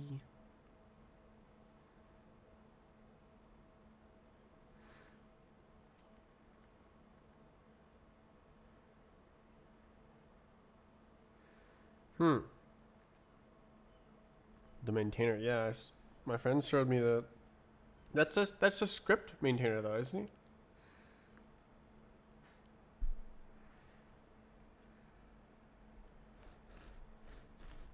Or is it like the guy who made Proximox? I guess you said the maintainer.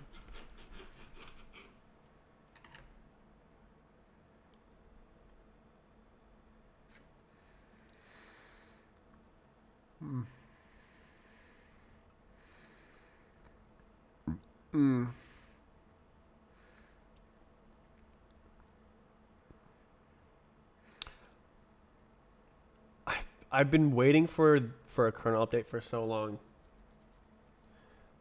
Like my server, I had the server. I set up bcachefs, And then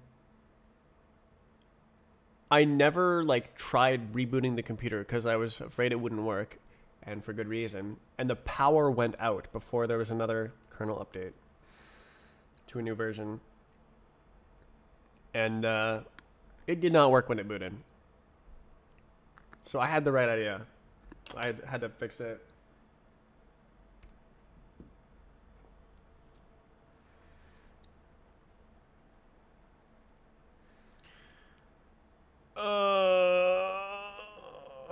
Okay, so chances are my SSD will fail.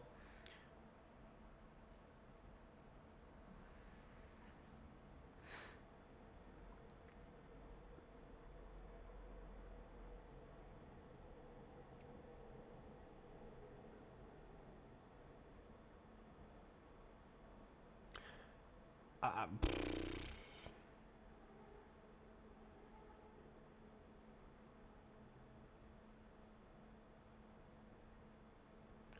why is it doing that? So how did he make it stop?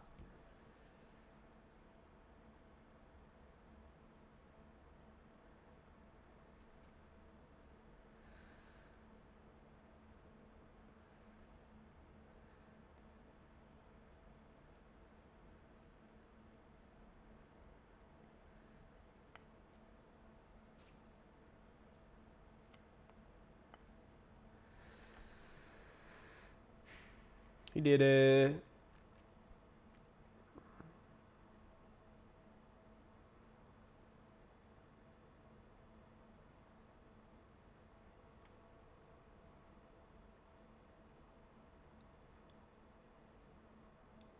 Drive noise stopped.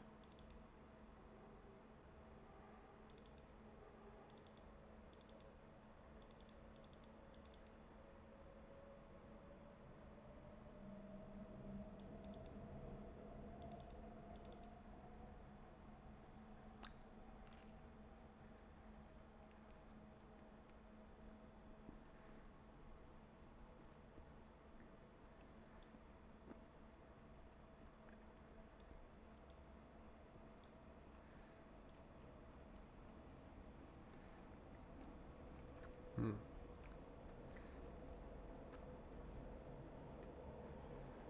Hmm. Hmm. So this is happening because I changed the configuration and tried to re-replicate it.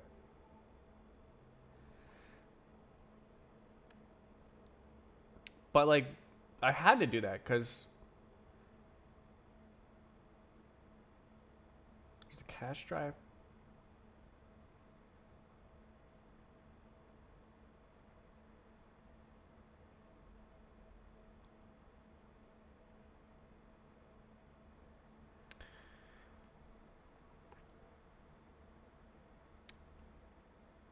I mean, I'm like guaranteed data loss if that SSD fails because I have it.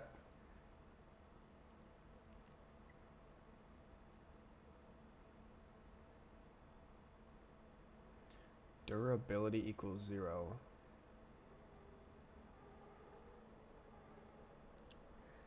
Hmm. But then if I set the durability to 0 for the SSD, it won't be able to meet the number of replicas, data replicas. And I don't know what it would do in that case. Probably best effort.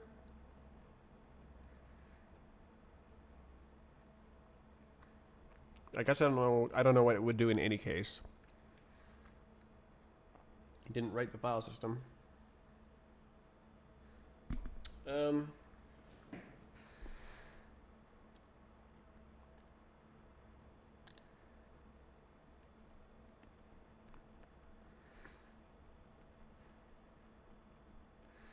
Hmm.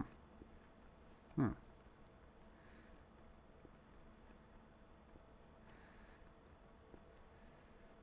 Hmm.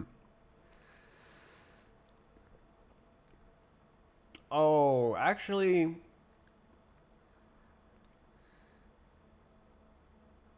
r slash factorio.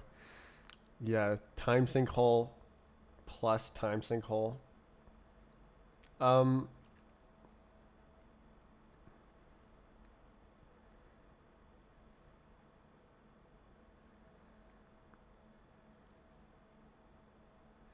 so I have it volatile for a reason. In this folder, mnt b I don't know why I did that twice. I have durable and volatile. I don't know why they didn't select. And then overlay is a combination of the two. Overlaid.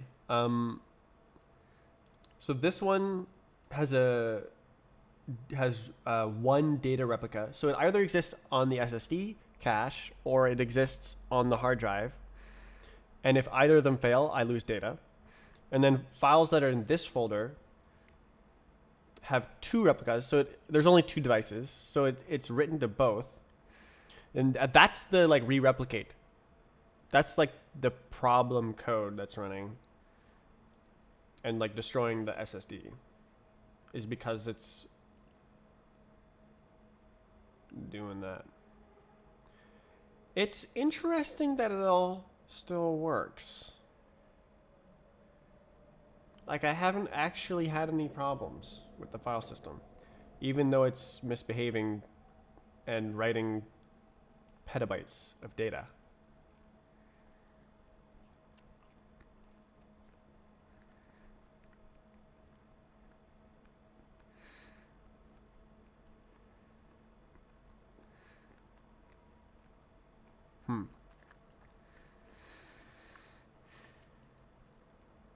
So I have a full backup of all the data.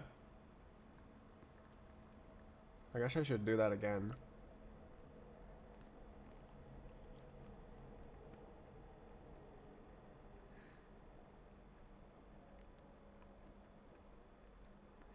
Oh, actually it's on both drives.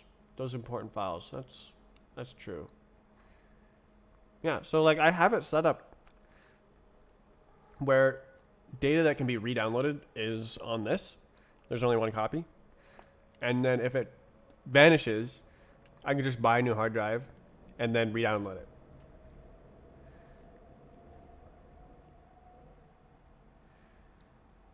So I guess it's not a problem.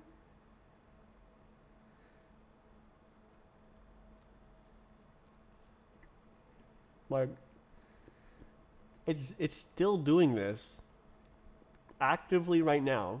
It's actively destroying the SSD.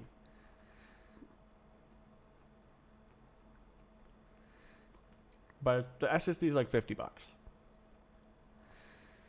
The only problem would be if it was destroying data, which I think it is.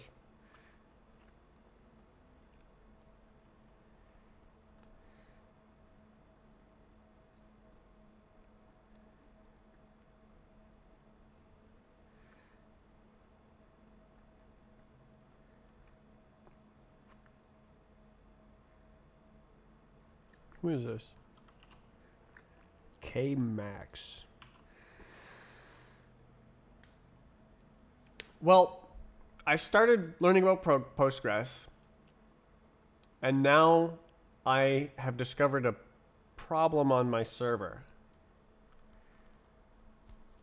I can't believe this has been running for months and months and months, and it hasn't failed.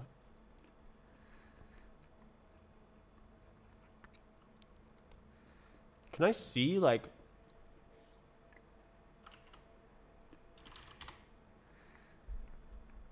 I like this. Wes term is nice. Oh, this is the stream. So I'm streaming through the server.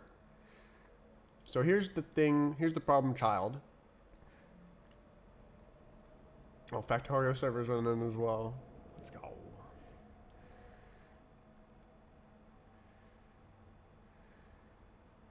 I love having a server. Fail to ban. What is that?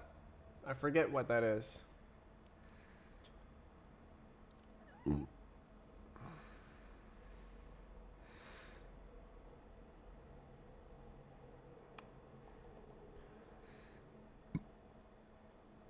Right.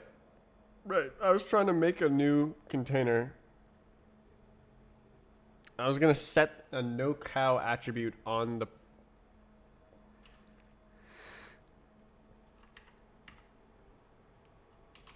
Like, and here it's just Proxmox. So.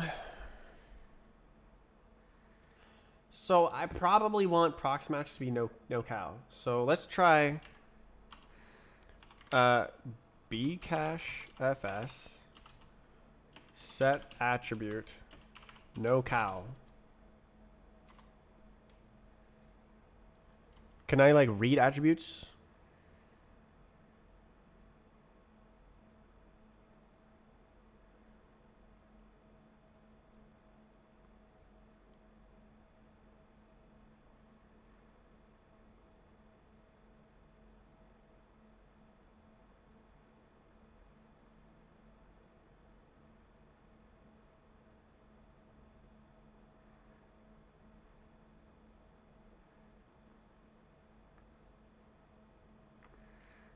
Okay, presumably it's doing no cow in the Proxmox folder now. Um,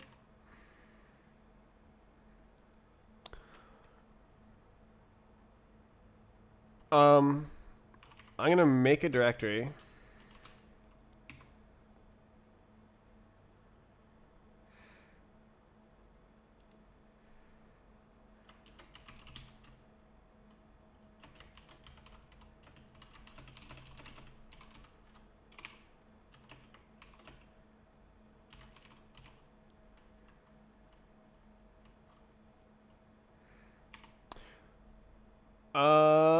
Called.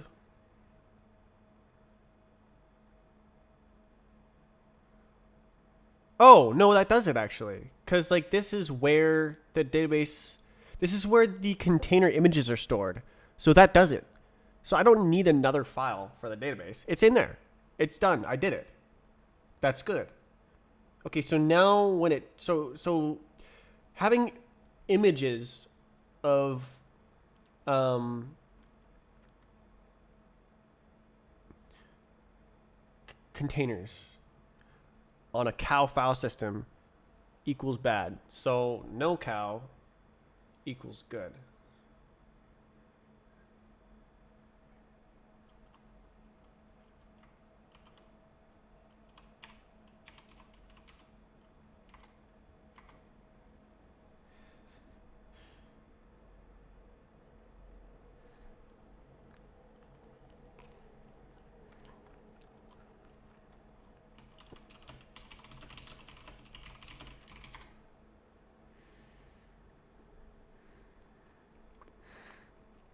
It's trying to tell me not to write the map stuff in Rust.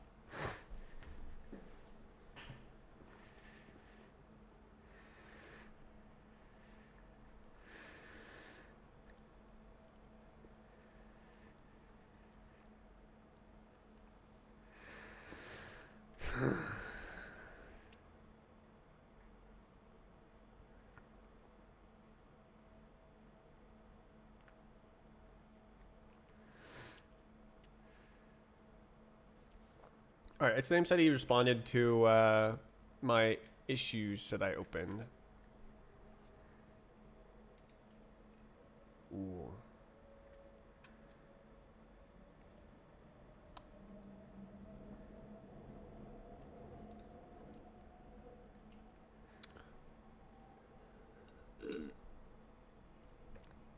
Hmm.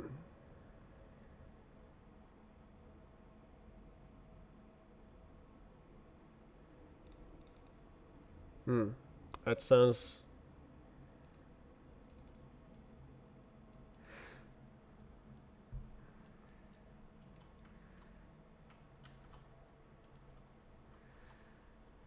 Mm.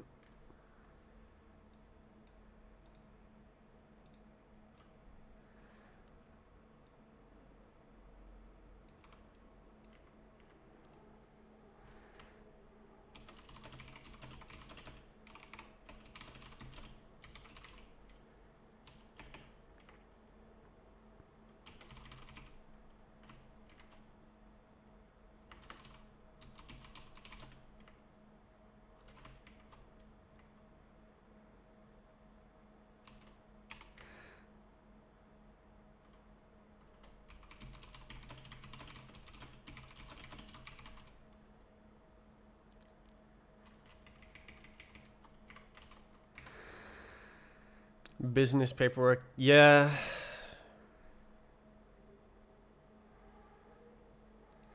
Okay. Okay, so I said deleting times is hard. The Council of Mappers has been formed. And when times are no longer valid because of a map change, it's too difficult to delete the time safely and quickly. Times should be deleted or invalidated without fear of data loss.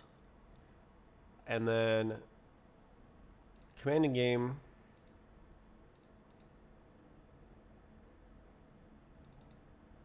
Would not support this. Don't allow duplicate entries. More filtering is more expensive. Right.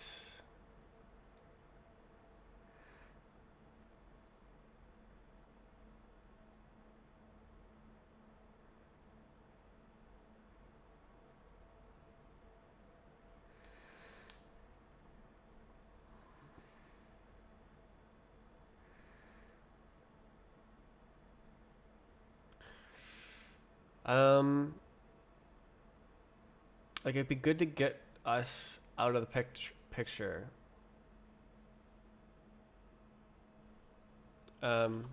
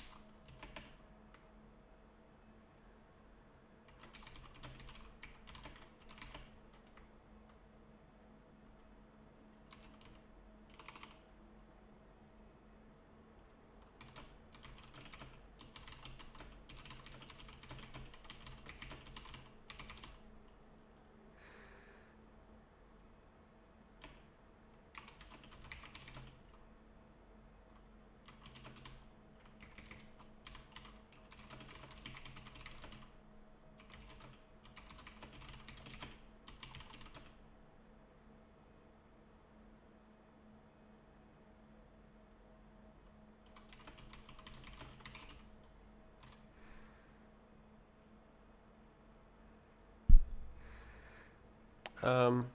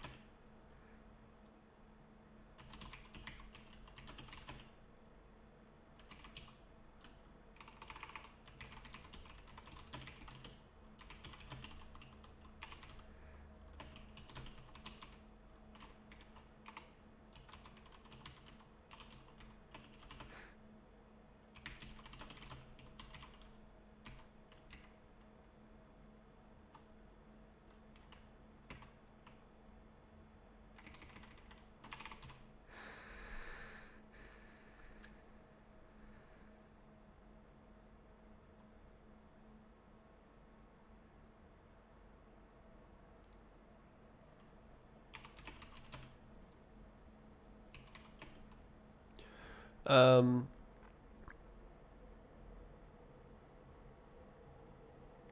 um, time invalidation.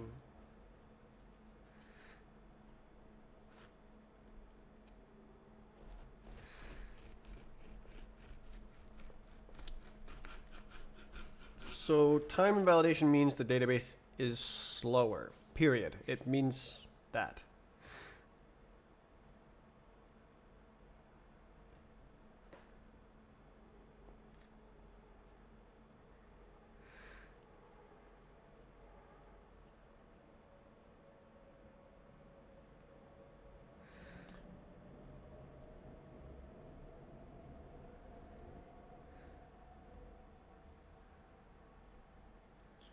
Um,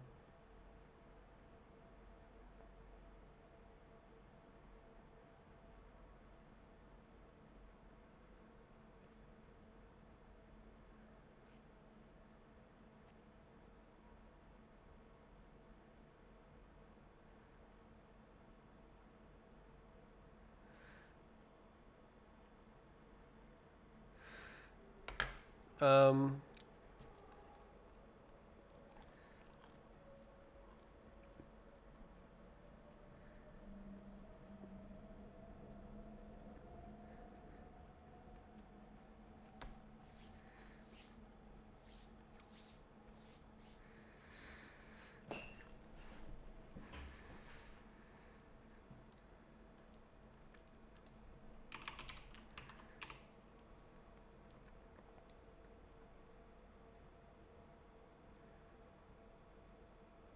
Hmm.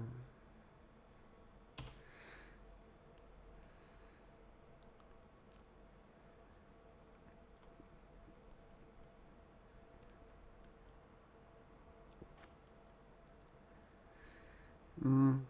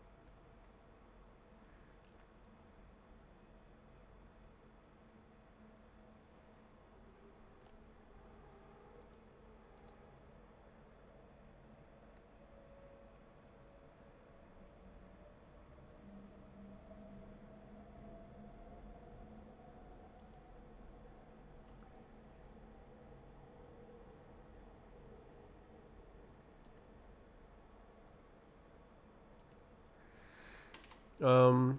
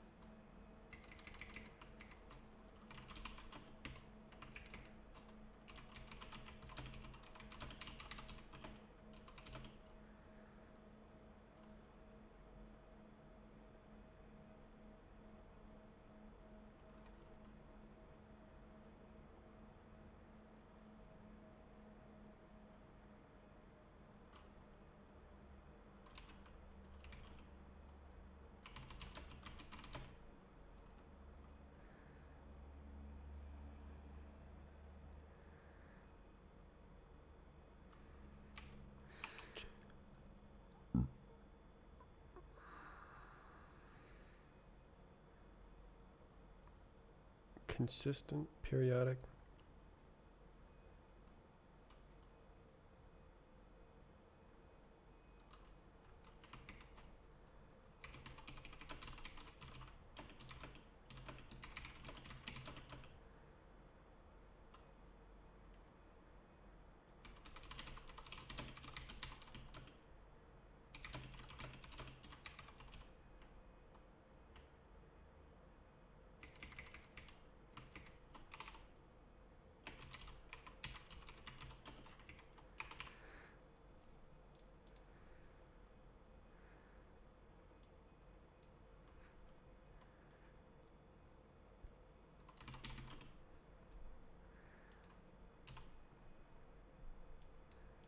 I think.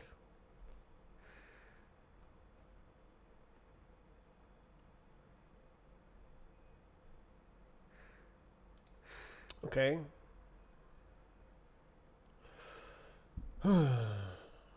Okay.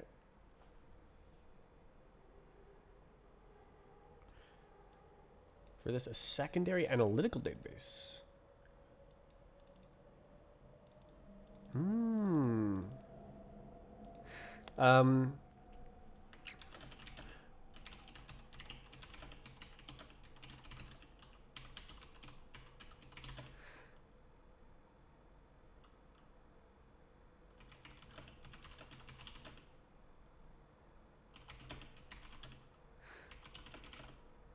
Um.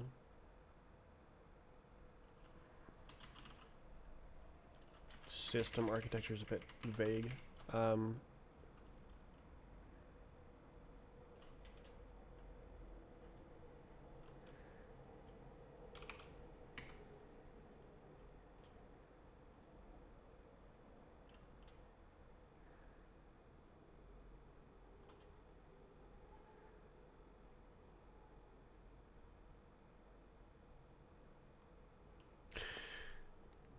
Yeah.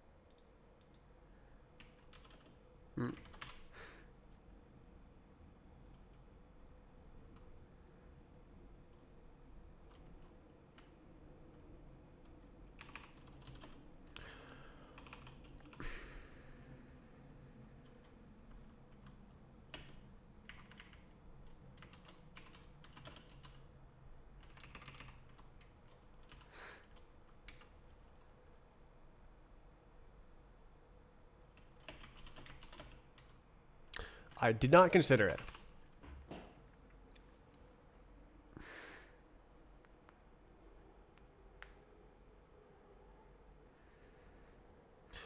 And that would be good for the other stuff I wrote here as well.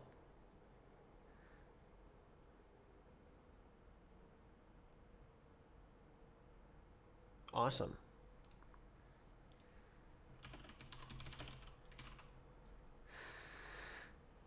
So his suggestion means minimal changes for, well, even no changes for the current architecture, but we can still get all the new features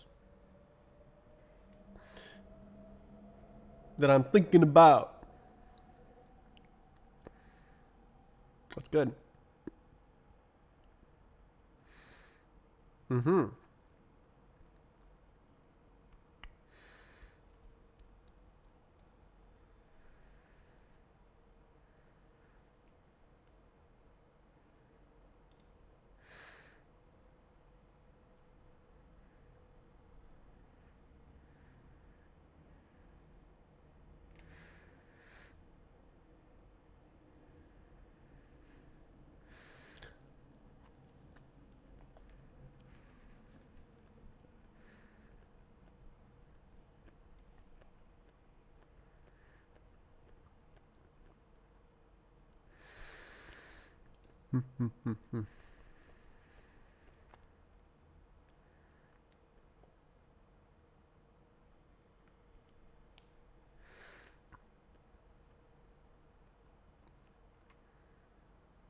What repo is this? Data service. You have access?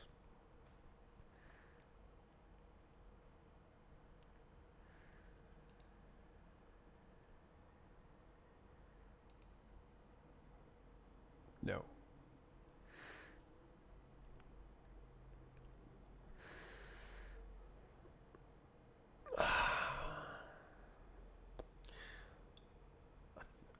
I think it'd be cool to open up like issues a little bit. You can have like the map console in there.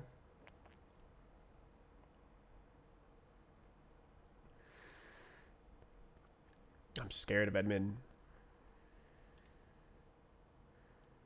No way. Specific repositories. How?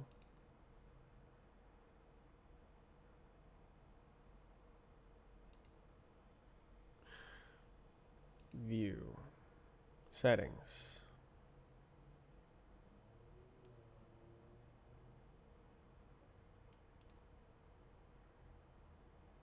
Looks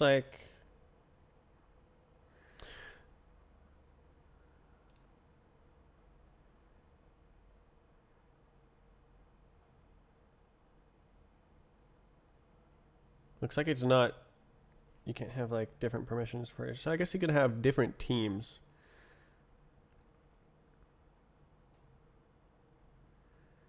So I could have another team like read access or something.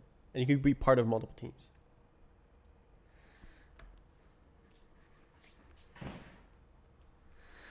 Okay.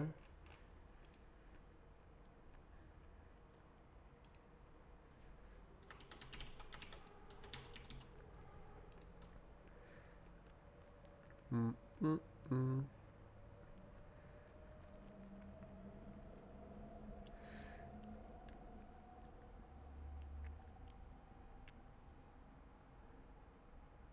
mean, the code is fine.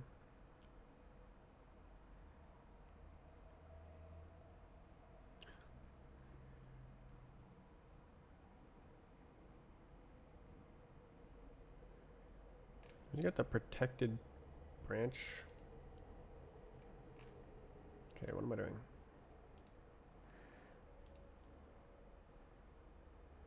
How can you tell?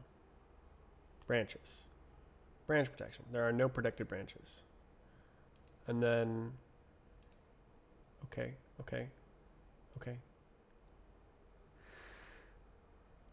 If we look at this, branches, master branch.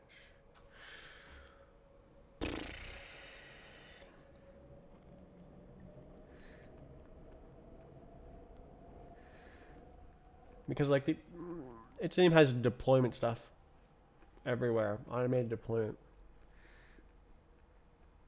So like he trusts himself to use best practice, but he doesn't trust me to use best practice, and neither do I. So forcing me to do it is good with branch protection.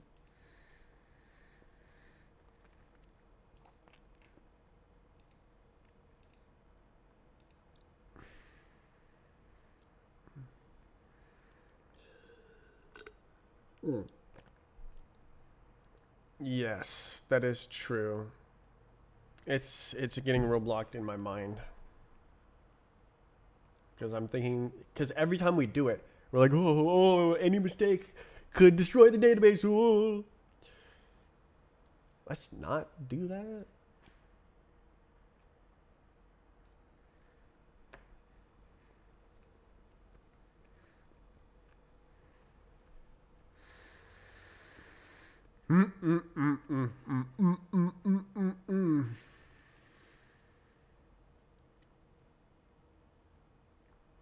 Okay. Bread away. I am ready to stop eating bread.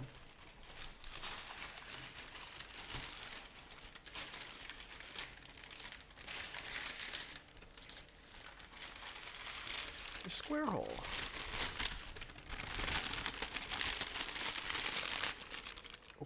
Okay. I'm gonna clear my stuff.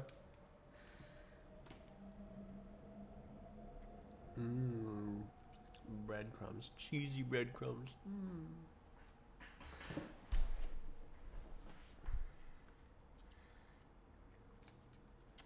Man, why can't I write the back end in Rust?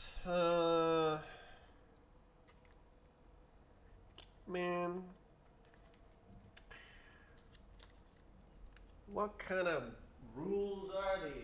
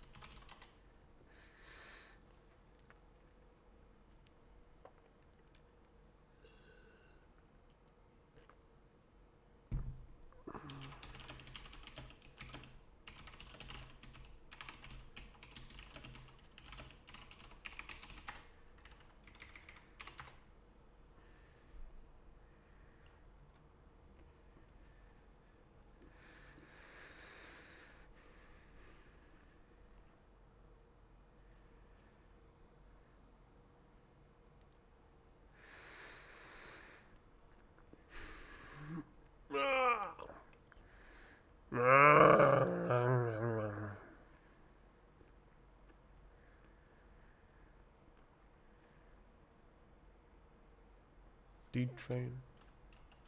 Nope.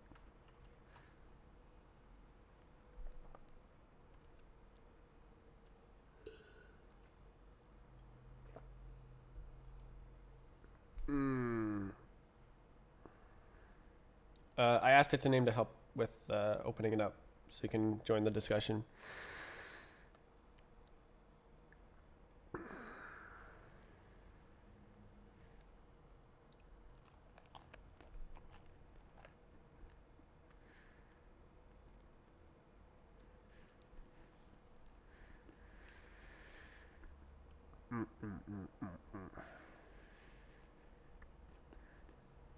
I've only been streaming for 2 hours. I've gone on so many tangents. I'm gonna clear more dishes. Feels like 4 hours, 5 hours.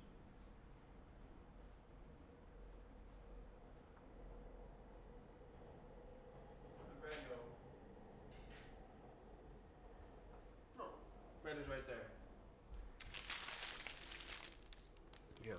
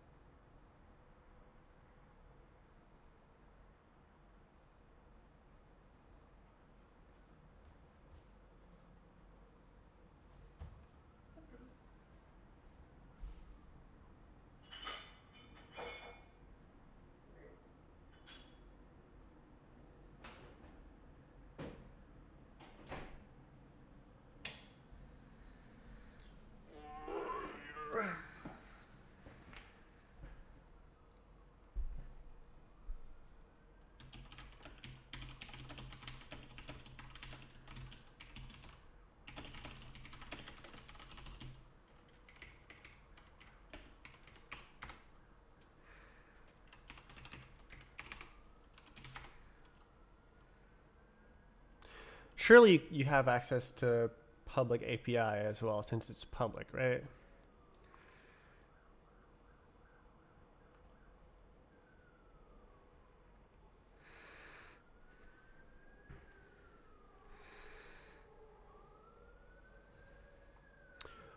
Oh.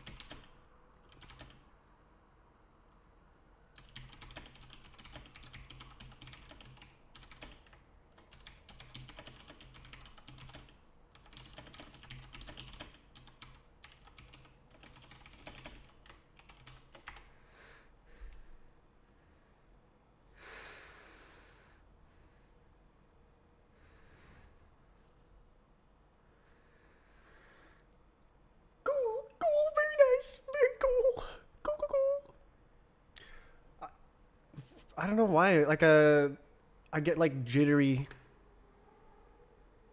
when communicating. I guess I'm trying to like communicate thoughts to like make my intentions clear. Try to brainstorm. Oh, crumbs. The future of bhop and stuff. Bhop infrastructure rather. What's the other thing? Oh yeah, like tournaments and stuff. Tournament database.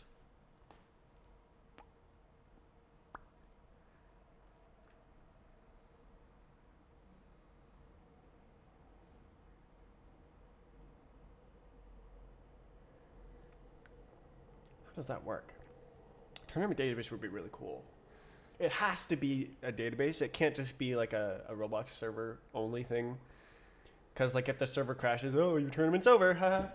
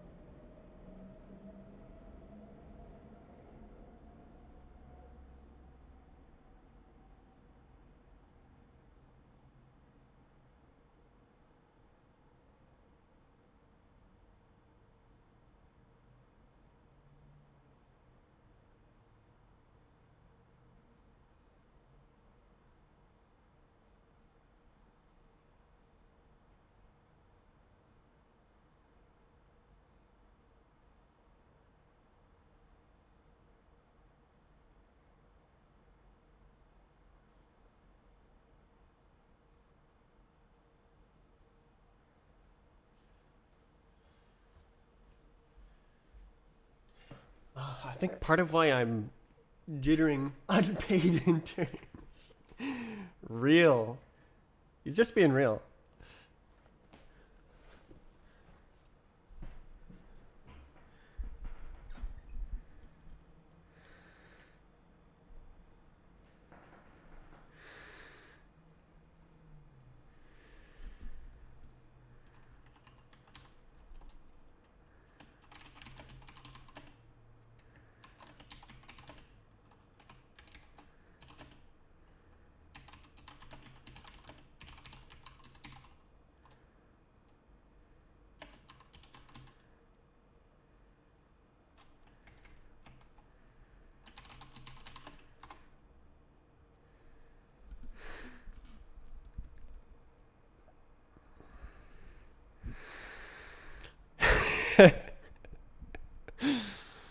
Ugh. Oh man, imagine making money. Oh my god.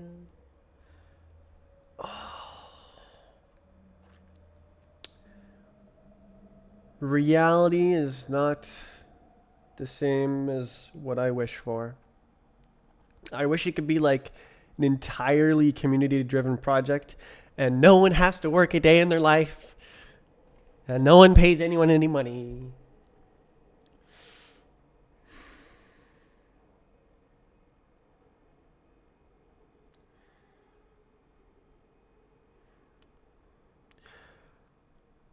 I mean, that might be possible if I make money from other games. Stream Dev is still going. If my income, if Surf income is dwarfed by everything else, life without Strafe Client. Yeah, I mean that's what I've been living the past month. I feel like I ruined it. Like both two updates I did. I rewrote some of the physics to like try and make it less garbage, and then I also spent that month on the fixed point numbers, and both it regressed under both of those. Notably, the performance on the latest update is is I'm very not satisfied with it. Like whenever, I guess I can just show it. Like, ooh, Wes term.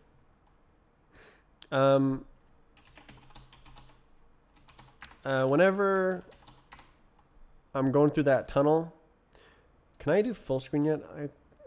I think it's still bugged, right? We'll see. So whenever I love this game, dude. Oh my god, it's so nice. Oh, so relaxing.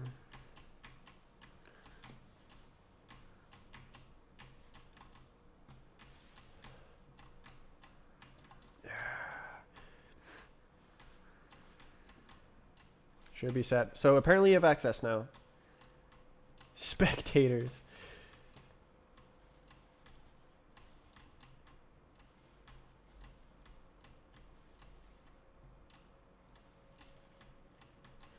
So watch the FPS counter. Whenever I get into this tunnel.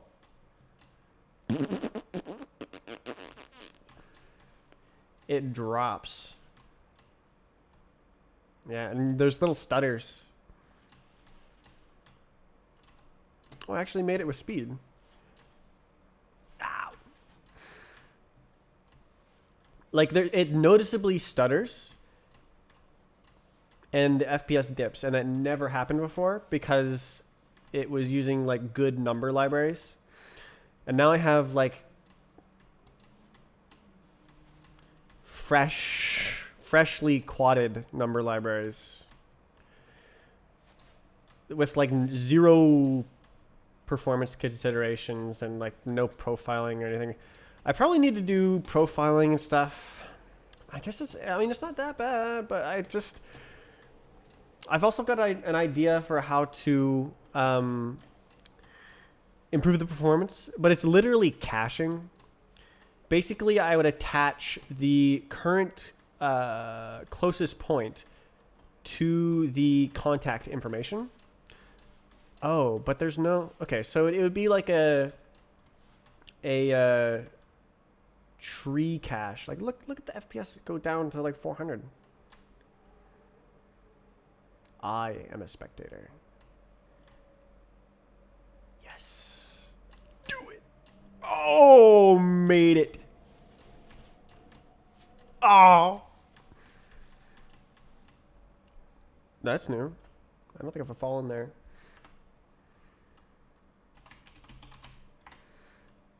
Seg vault. I think I closed it. I think I pressed escape. Okay. You should have access. What will he comment?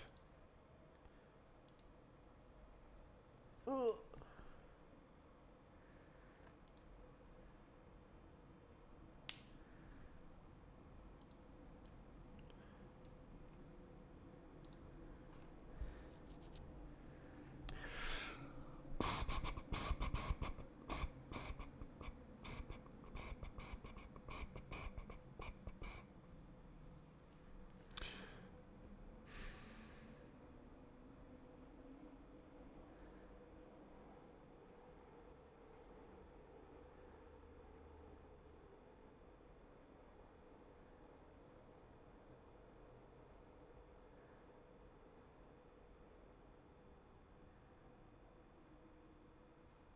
Oh, did the encoding finish? Nice. You have no memory leak. That's good to hear. So remember yesterday how I played Factorio for 10 hours? I encoded the entire stream during this stream. There's only 1,500 frames dropped during this stream. 0.1% at 120 frames per second. It's very nice that I can do that.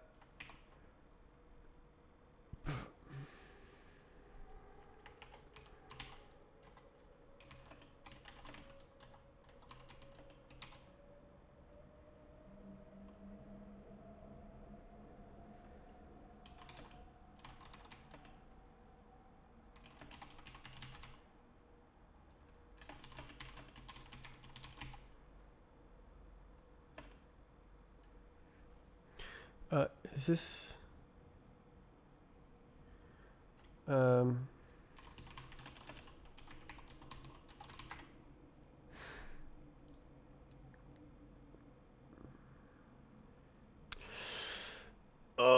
my gosh, I love it when someone suggests a better idea than I've had. I love the like back and forth where like there's the possibility of getting a plan that's better than any individual can come up with.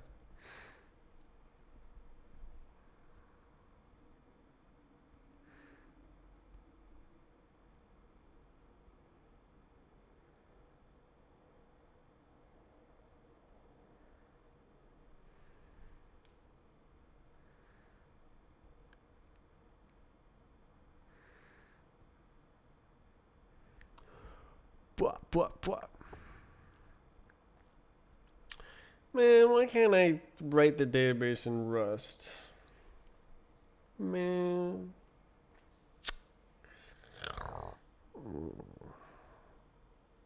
How to word it all? Yeah, that was I was doing that. Like you can probably tell that it's I'm trying to word it.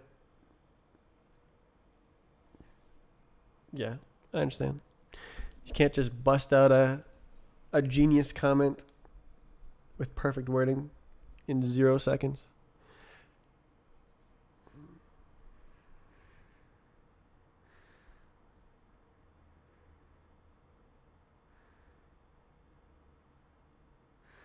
Clear and concise. Exact.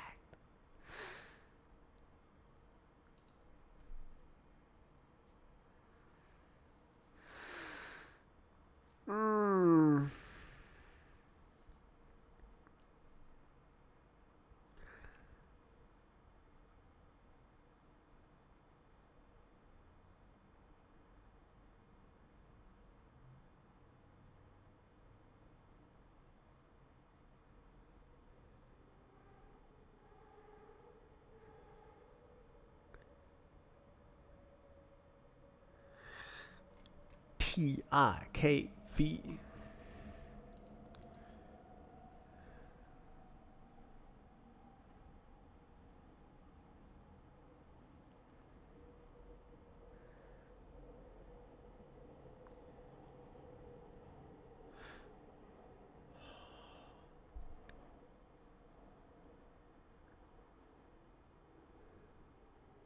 Man.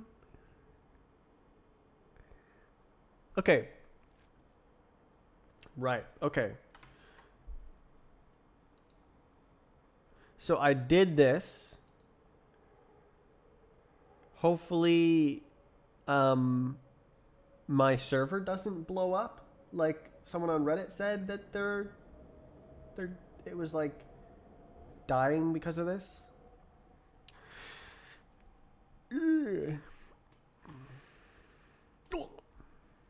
Um.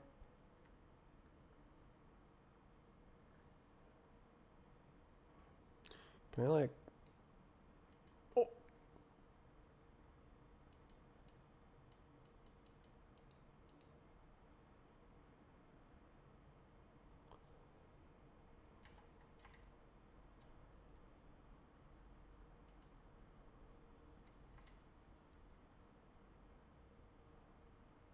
Why using bcachefs? I like the tiered caching. I like having a multi-disk file system that you can select the redundancy, and also being able to use an SSD cache, and then as an added benefit, the disk space of the cache drive can add to the file system storage. So it's not just a cache; it's also storage space. Amazing.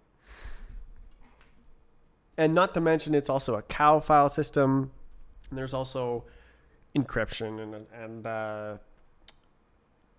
checksumming and all the other goodies. Yeah, it's like ZFS except compatible with the Linux kernel and less reliable, or proven, I guess would be a nicer way to put it.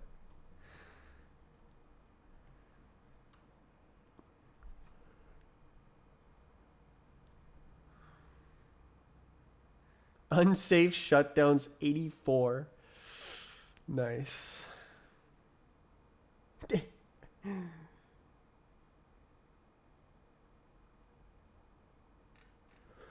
mm.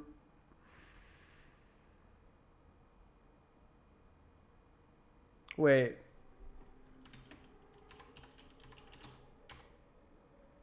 I didn't mean to do that.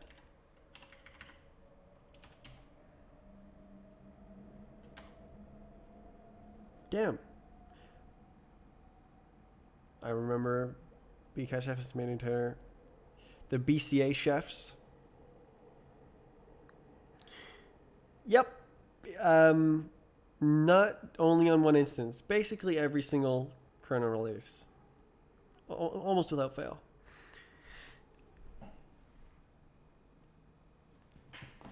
He's not listening. He's got it in his head that Bcachefs is like the most important thing ever. Insane.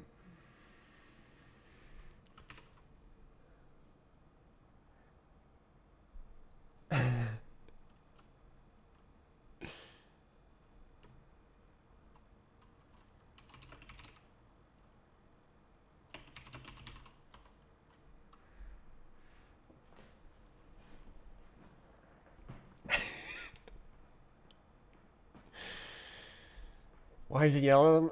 Oh, it's so cringe. Ugh. Look at the BCA chefs.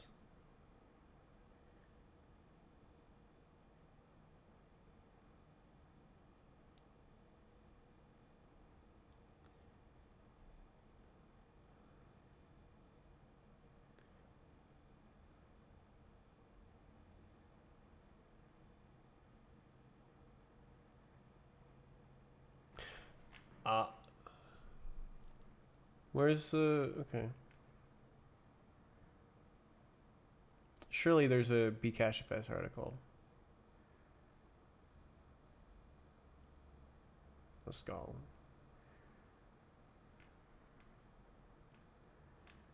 Where's the tags?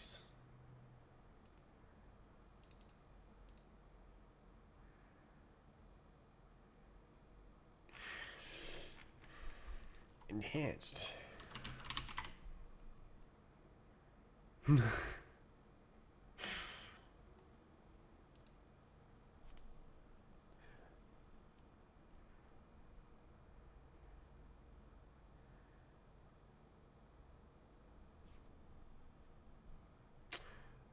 Like, okay. Kent Overstreet, the developer of Bcachefs, told Linus to go write his own file system. Like, seriously? You told the creator of Linux to go write his own file system. Oh, you don't want my file system? Well, go write your own. Really? Really? Oh my god.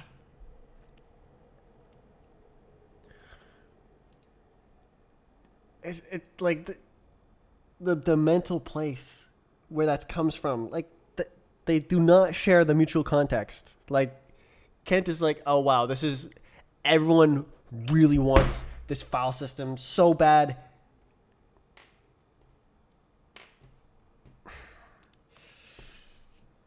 And Linus is like, I'm gonna kick you out. It's not that important. Oh.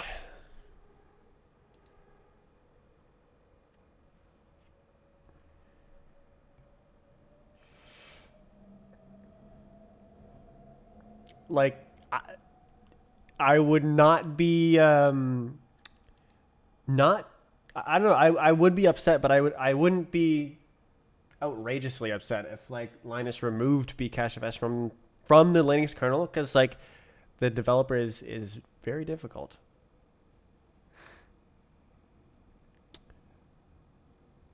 But like, God, he must have a lot of experience dealing with crazies. RiserFS.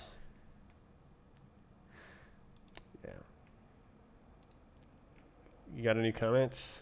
Still wording. Still wording.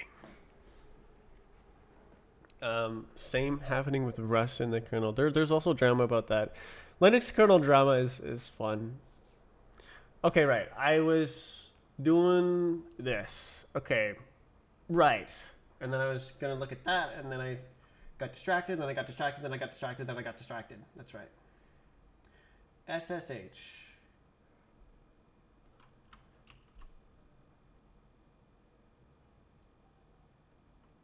Another recognizable hook. Oof. Okay, this terminal is like a frame behind. It'd be like, and it keeps pressing enter. Pub. Do I want to do my ed or RSA? I think it's ed, right?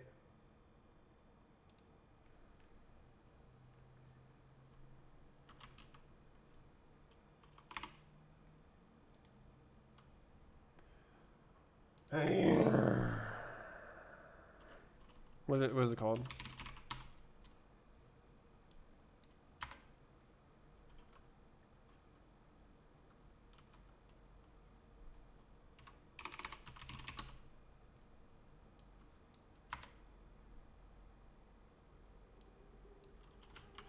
Okay, I think that's my public key, so it's fine. Okay. Debian. Is Debian 13 out?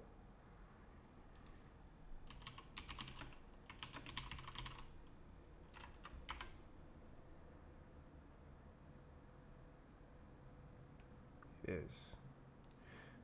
Can I?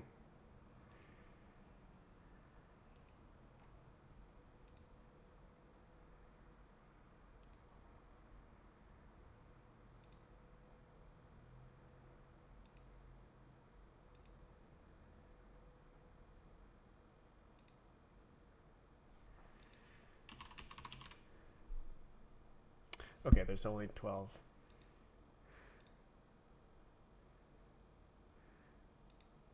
That's 12.7. Okay.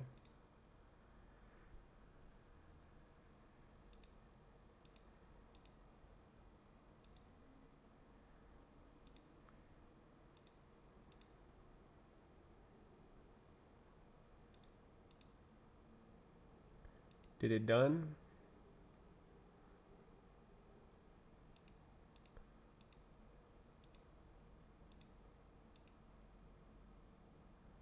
Nar. Okay, do I have to type it in? 7, same, okay.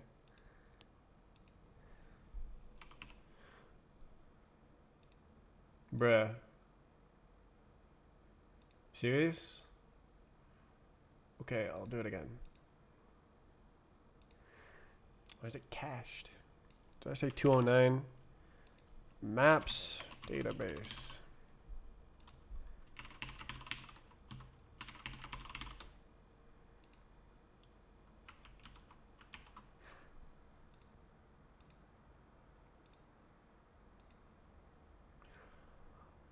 Eight gigabyte. Alpine LXC? I don't know. Muscle. Alpine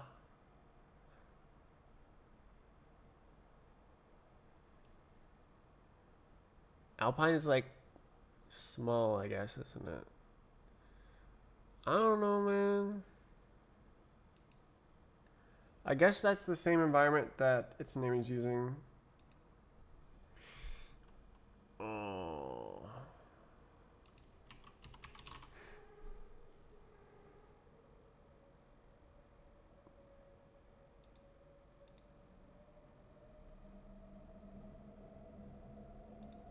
I could try it. Try new stuff.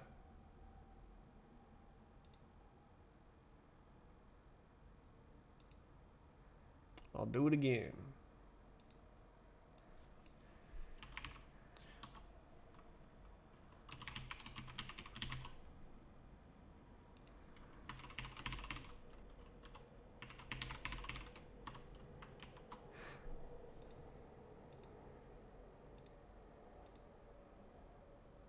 It's always make biggerable later. That's probably fine. We do 2.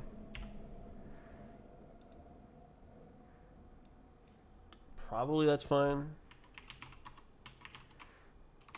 It's not like it uses more.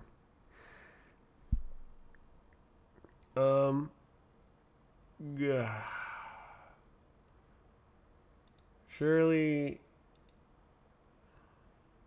29 is available, right?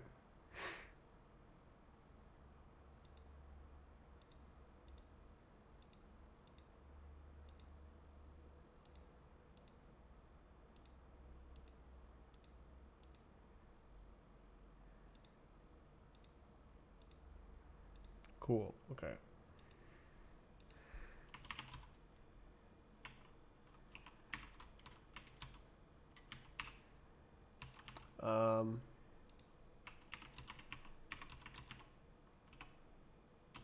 Is it 254? I don't remember. 254 it is. Okay.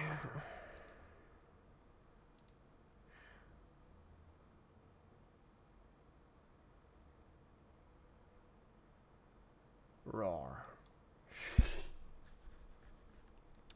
Gosh, I hope it doesn't corrupt everything.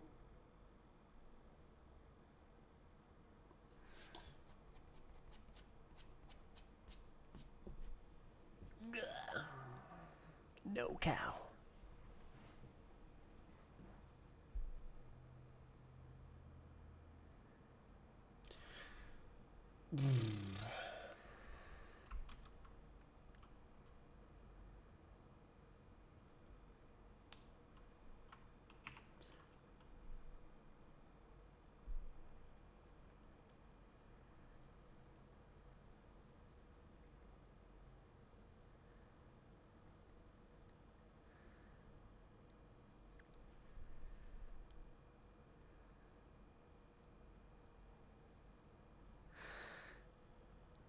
What will Postgres be used for? I want to have a map submission system where there's like the map test place where like it's just how it is currently, and then there's like a staging area. That'll be the new part, and I want to have automation where like you can submit a map fix or like submit a new map if you're on the map council, and then test it, and then click a button to put it in the main game, and it like does everything. I want to have automation for maps because everything is super manual right now, and I have lots of tools like the script review can be fully automatic if all the scripts are pre-approved.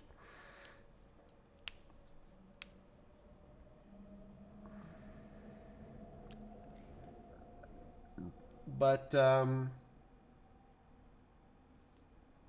it's not automated, so I have to use my tool to check the script still. It's like miles better than before where I was like peering through the scripts with my eyeballs. Now I have a tool that like locates all the scripts in the Roblox file, finds duplicate scripts, so I only have to review unique code that isn't duplicated 200 times.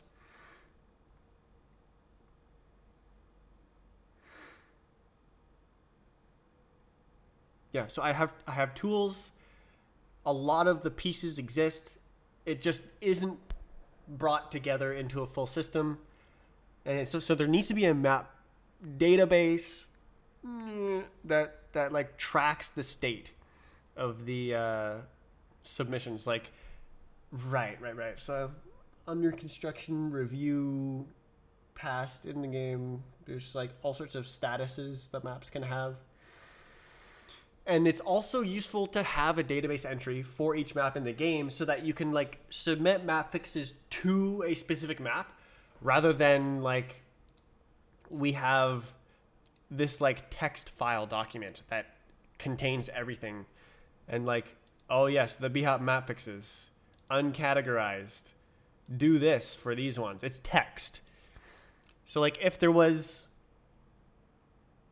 automation for this where like there's categories and like dedicated actions that it automates, and like it checks the scripts and does all the stuff and uploads the file to the right place. Like I have to paste in the correct ID, otherwise it'll upload to the wrong map. But if you submit the map fix directly to that map, then it already knows what map to upload it to, and there's no like possibility of human error. That's one of the big things is trying to uh, minimize the possibility of human error.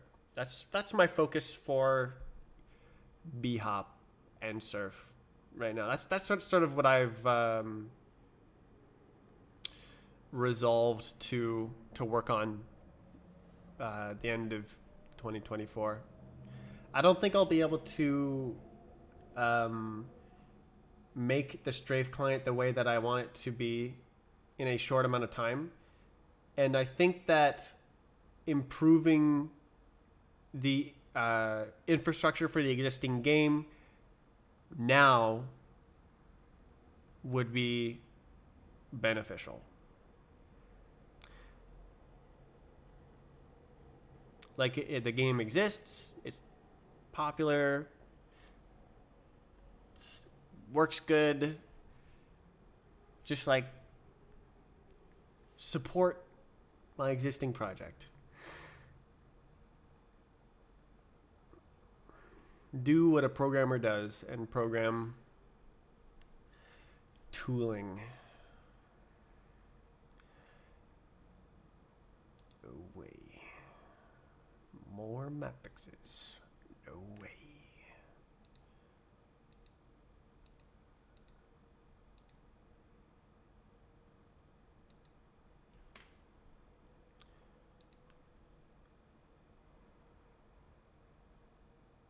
It's still going.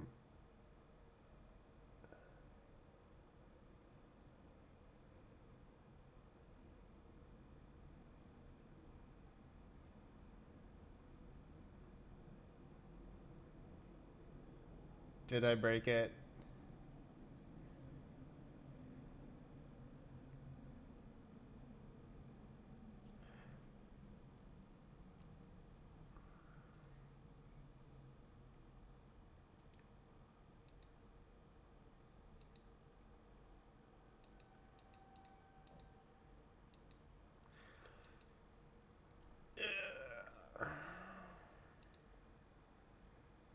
That would be bad.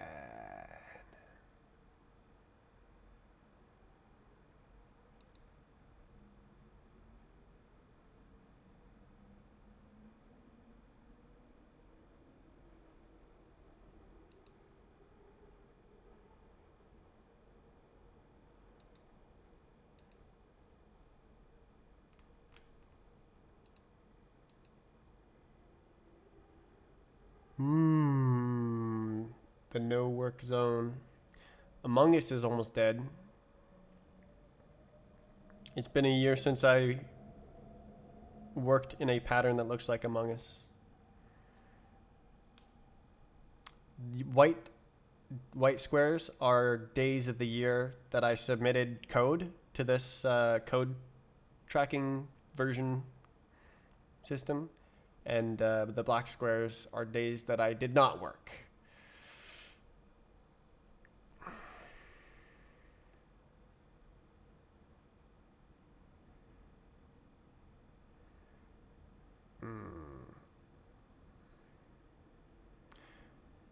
This pattern is the laid back, except it's upside down. Make the factorial logo. I think that's a bit too high frequency noise.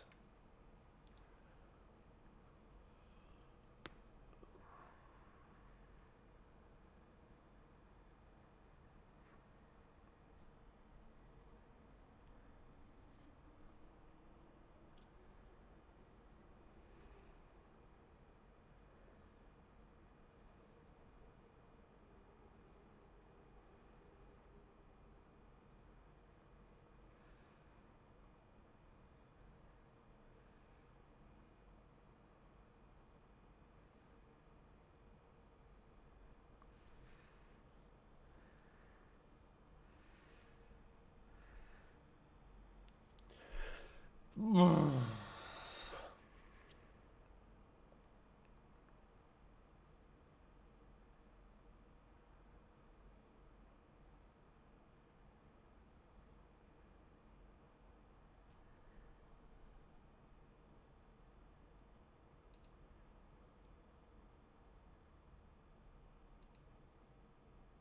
my god, the scroll bar.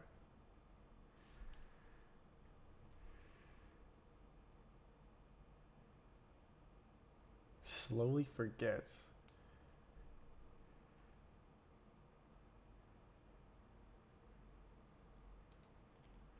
Why? Stop.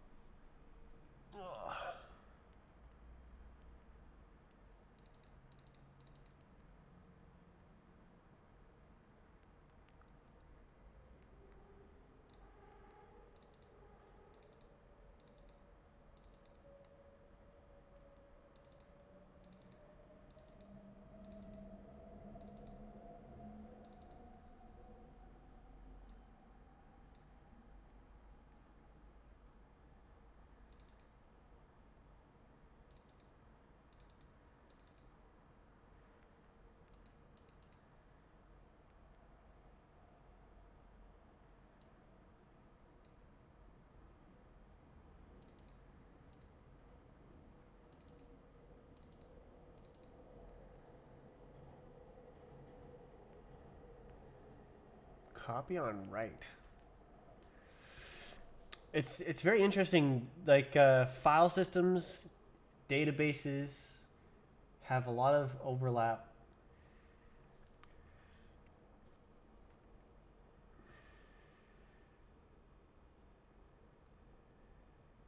Why is it like weird looking?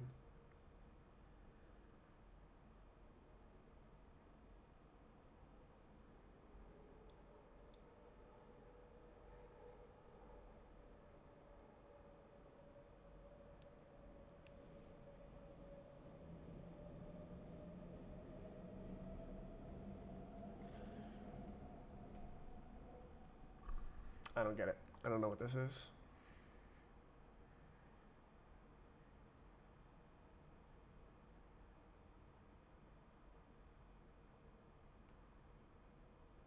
Why is it copy on write? Where's the repository?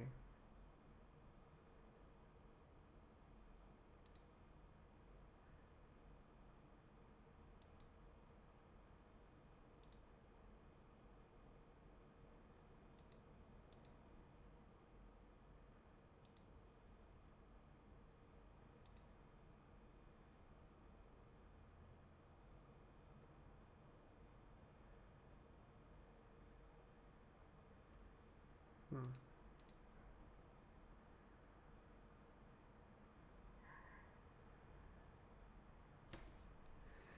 Embedded database. So I think that embedded database is like the opposite of what I was describing earlier, where you have a thing running.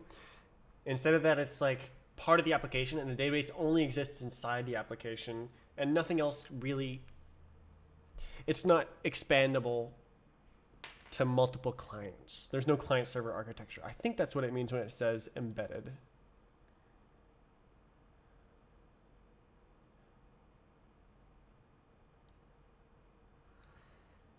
Coherence between types and stored data. That sounds very nice.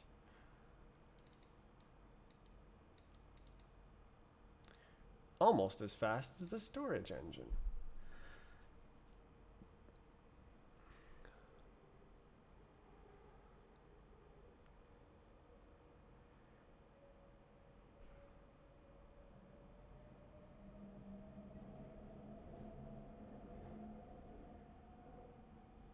Real-time subscription.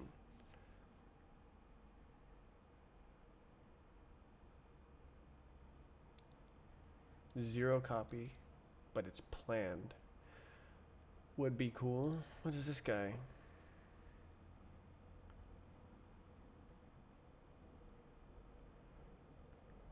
Two days ago.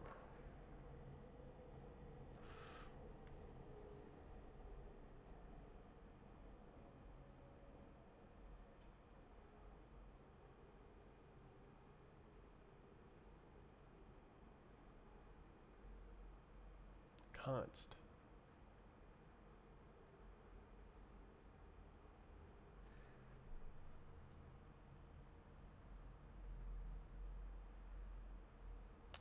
Now that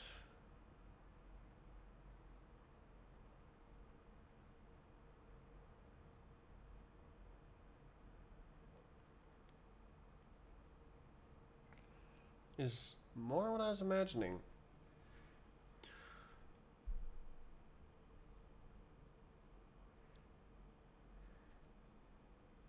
Copy on write B trees.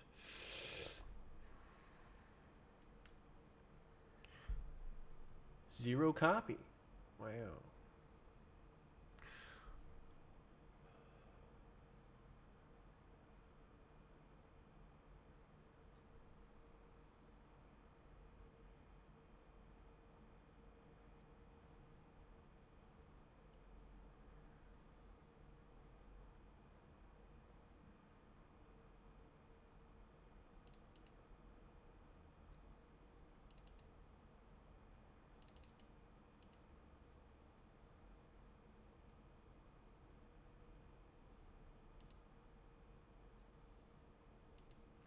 C. What?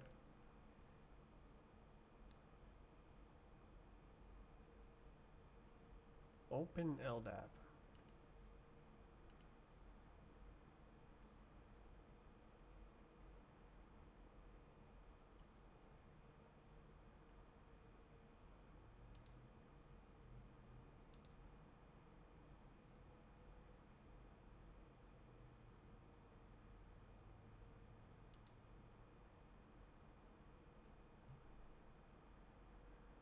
Why does it look like that?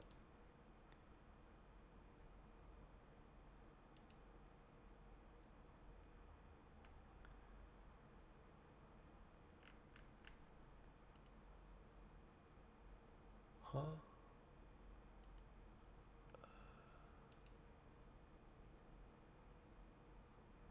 Bruh.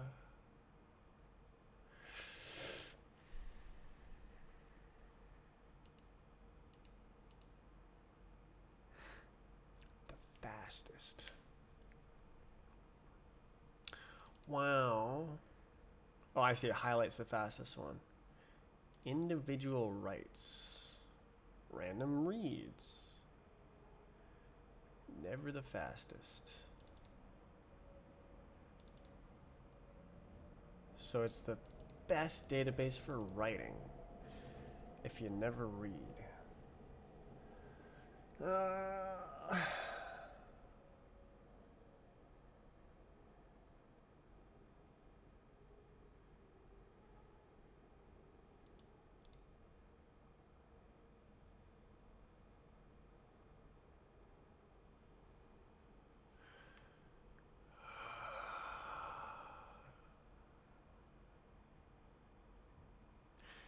So embedded database is like end of the line. There's no expanding that.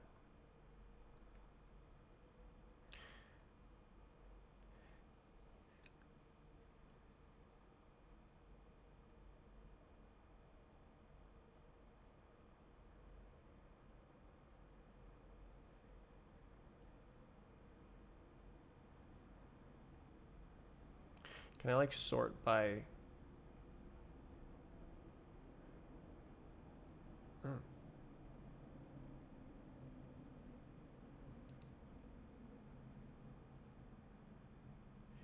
Data fusion. No way. Search engine library.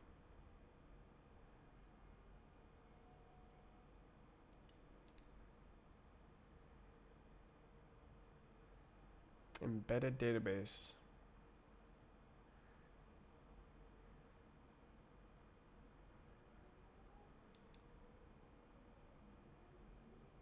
Alpha.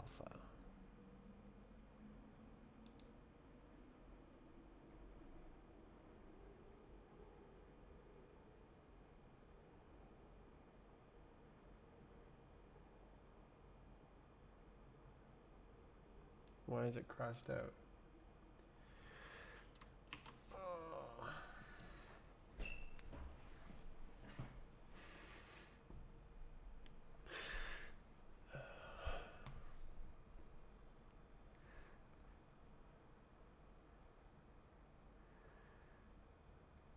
open, file, insert, boom, you're in.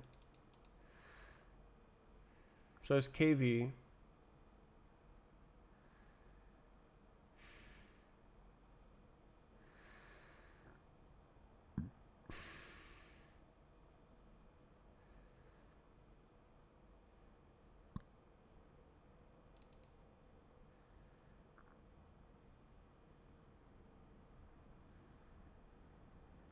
How's this going? Not great.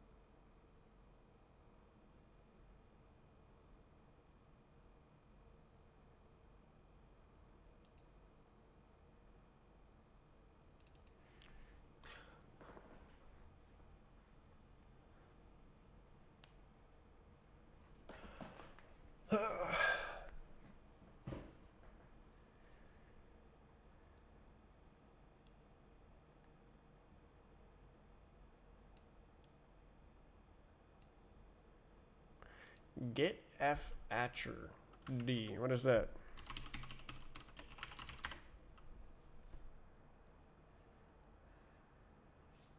Dump.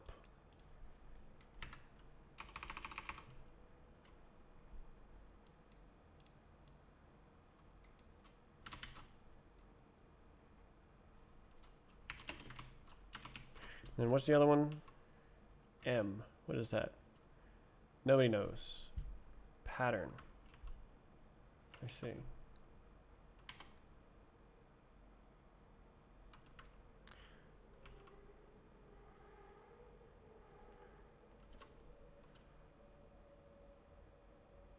Okay.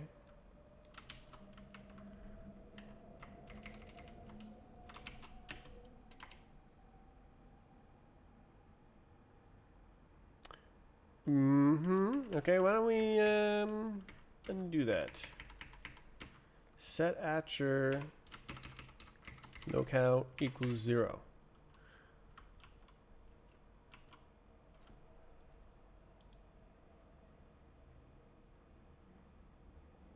It should not take this long to create an 8 gigabyte file with zeroed out bytes. Well, not necessarily. It's like it doesn't even pre-allocate, so it's just an empty file with size 8 gigabytes. It doesn't even need to write the data.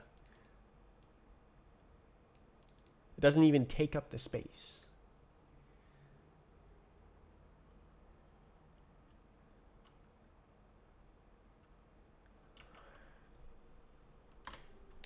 I don't know. Actually, we can check it. Ooh! It worked! Oh, scary! Scary! File system configuration.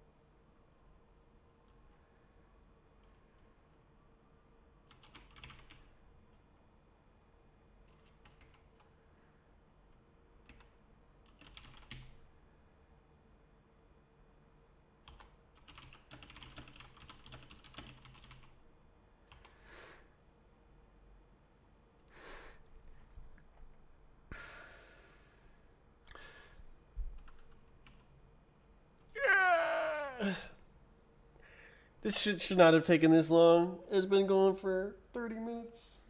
It should have taken like a minute.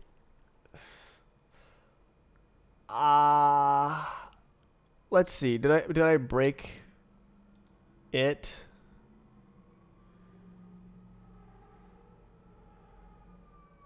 Can I load this either?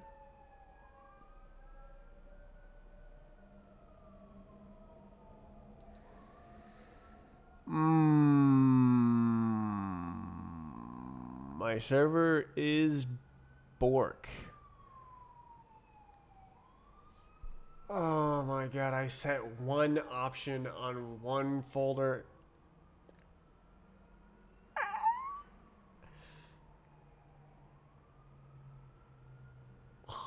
I was like, oh, I'll pre-optimize it to hold a database file. Actually, this would help everything.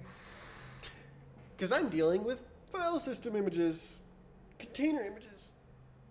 Gah.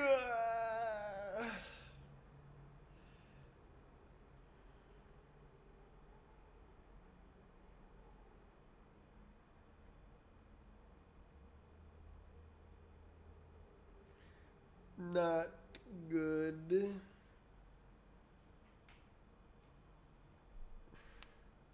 No. I broke it with one command. Oh. I saw it too. I saw it on Reddit. The guy was like, oh, bad things happened when I did this. Don't mess with it. It was working, man. It's experimental.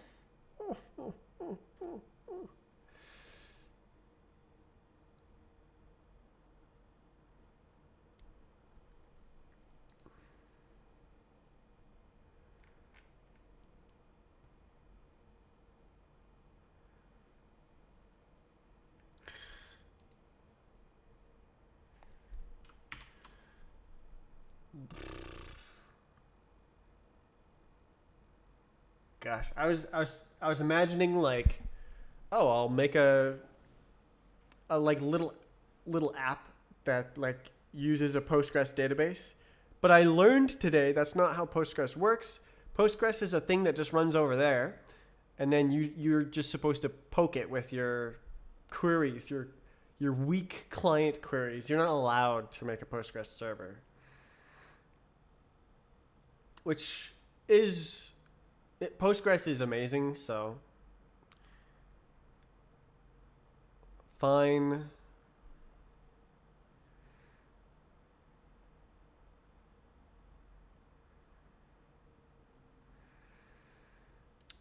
This is like step -1.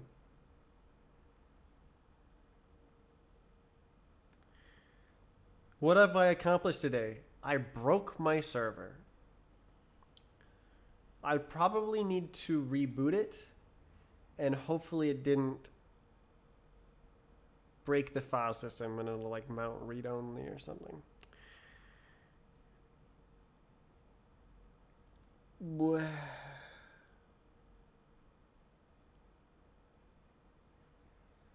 I also learned that Bcachefs has been hammering petabytes of data.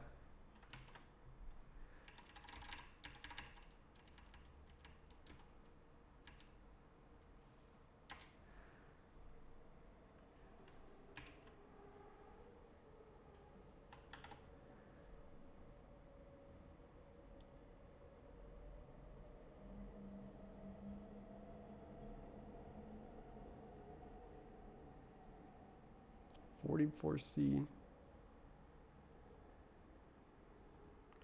whatever.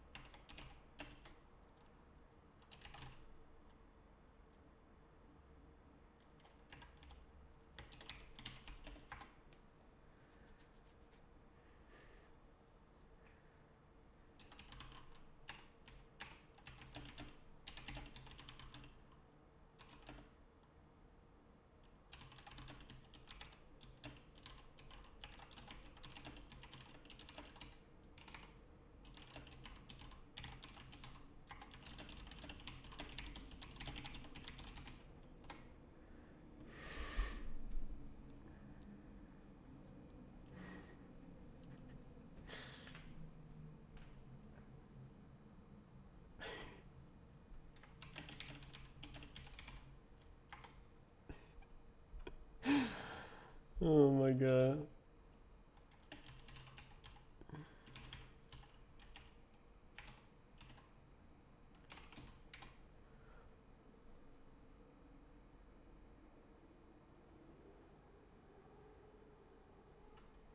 Um,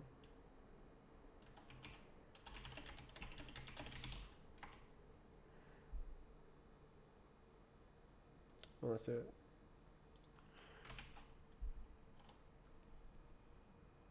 Oh, failed.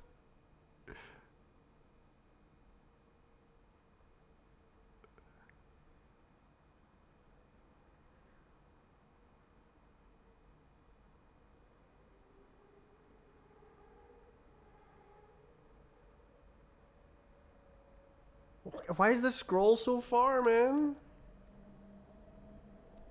Okay.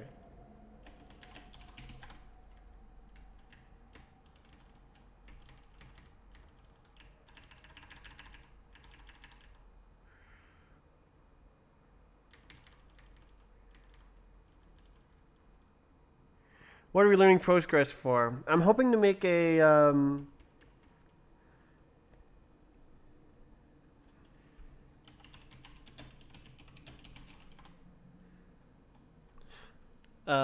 map database for map making and map testing.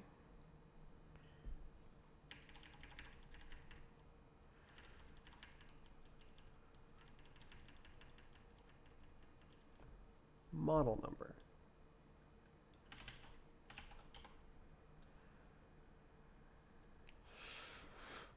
Ugh.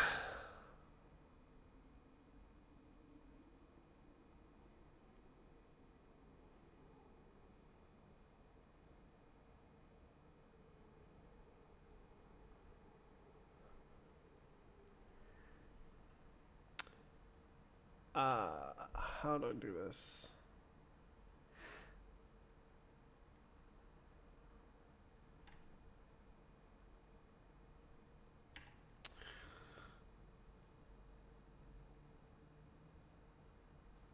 Ugh.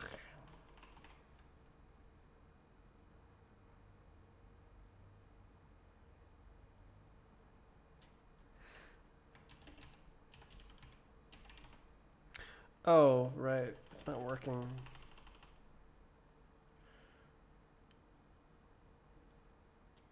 Can I like select this?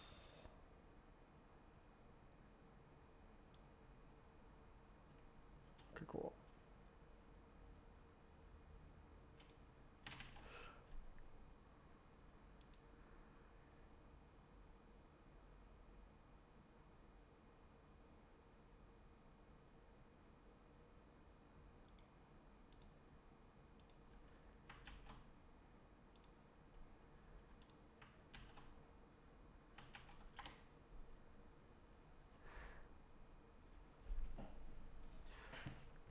Ugh.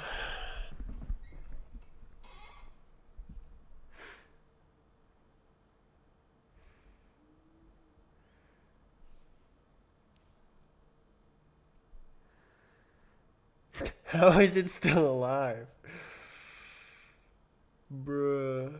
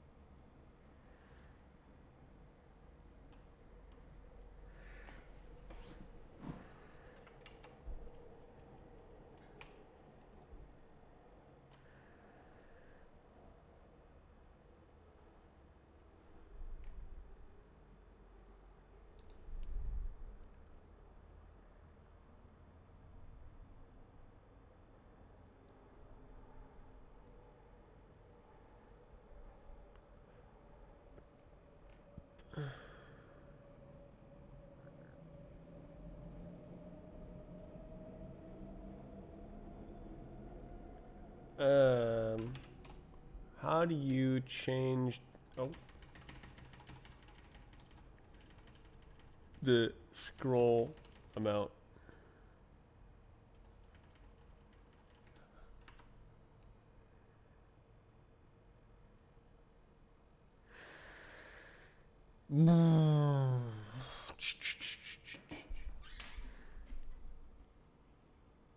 Oh.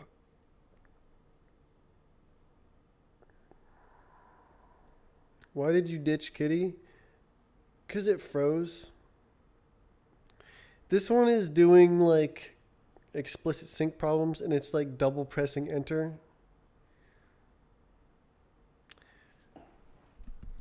I like the GUI tabs as well. I think that's good and nice.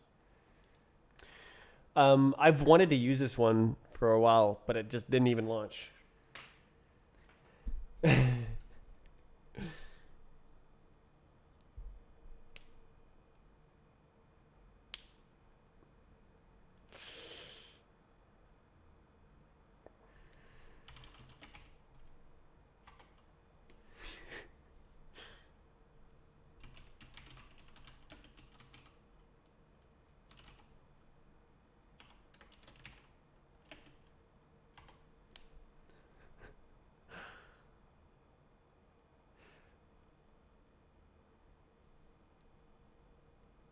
Endurance testing. According to its name, the drive is rated for 400 terabytes written. So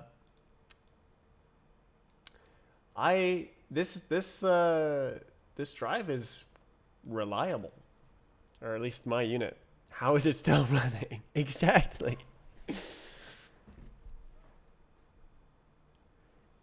What is percentage used? That looks like a number above 100%.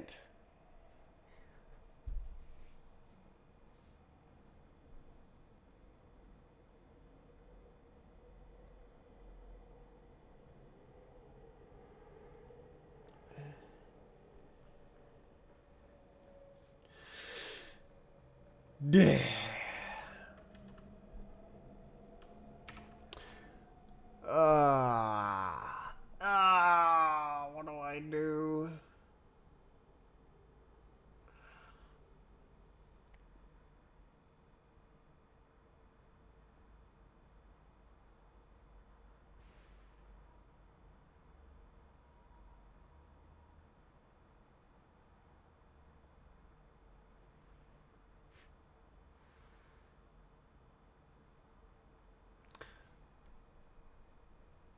Right. Right. This. Right. Nah.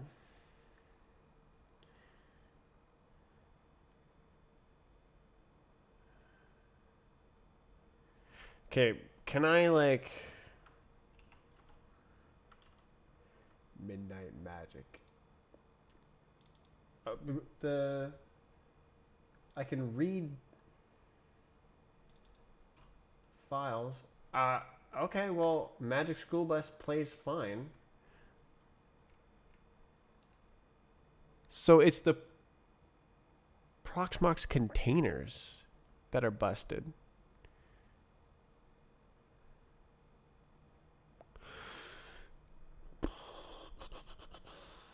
Okay. Dealable. Ugh. I'm not pleased with that. I should not have messed with the working configuration on that experimental file system until I got a kernel update. That was stupid.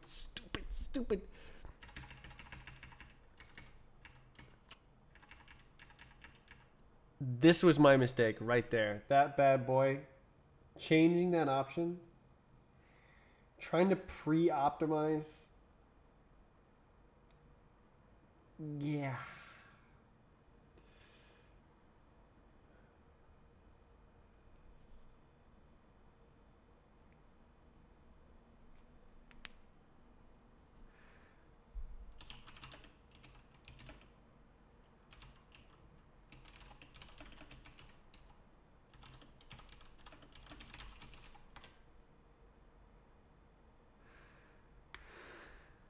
Um, why is it taking so long? Are you creating some gigantic server? No. It. I'm using an experimental file system called bcachefs, and I changed the configuration to something weird that's not in like the most common read file, write file. And it's like it died and it's not working. As far as I can tell, it's just not working. It's bad. Bad. Dead. Dead, bad, bad, dead. I'll probably leave it till tomorrow, and if it's not done, I'll restart the server, and then hopefully it works, and it like mounts the file system.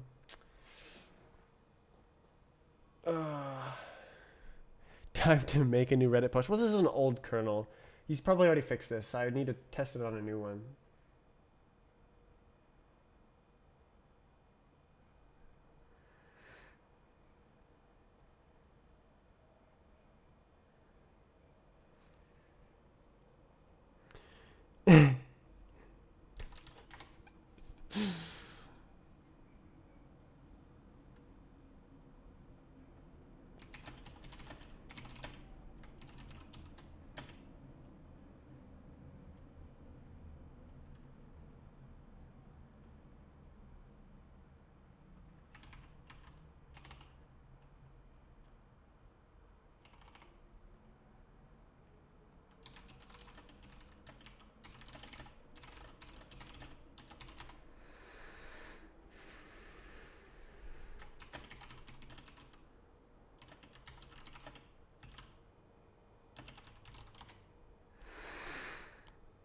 Well, do we have new comments?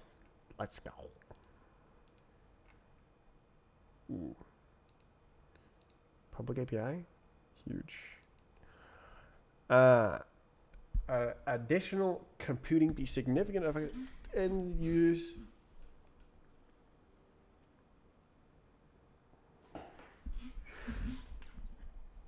more filtering.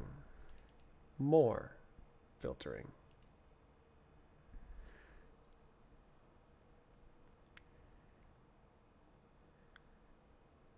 What were you saying?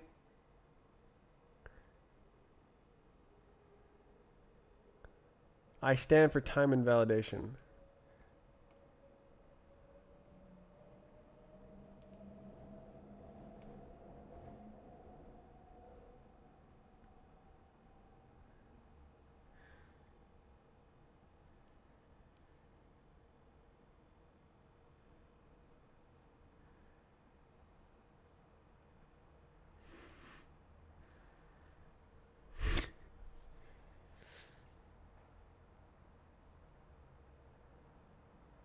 Time history with the ability to invalidate versions of the time. Yeah, that's what I want for like the strafe client, where it can actually test that and it knows whether or not it's valid in the latest version.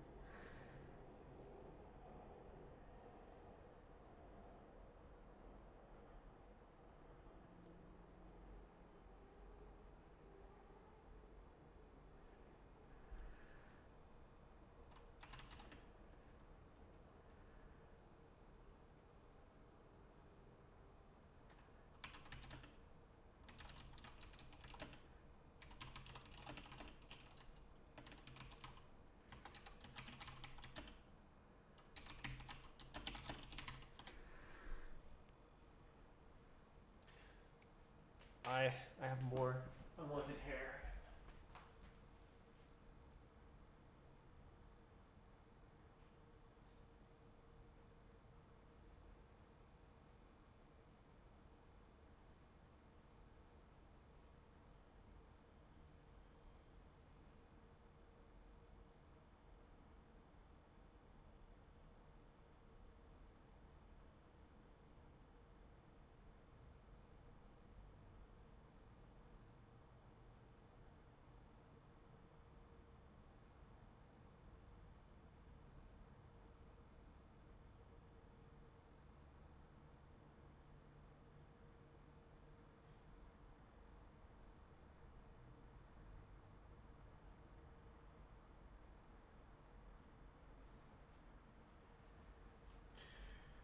Well, I was kind of depending on my server.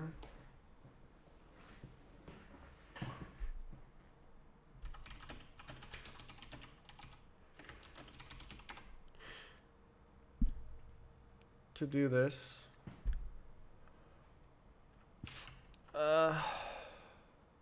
How old is this file system?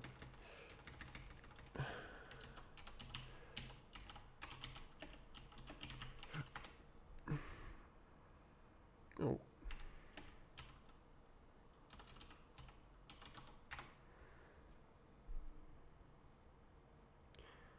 Does it have a date?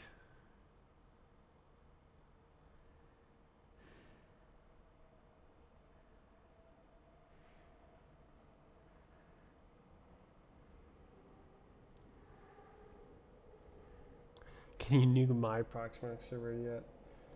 Next.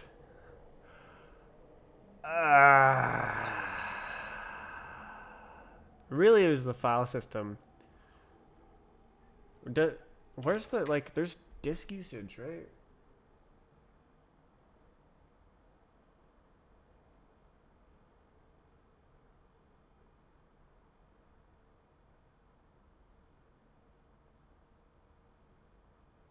Base 99. Oof.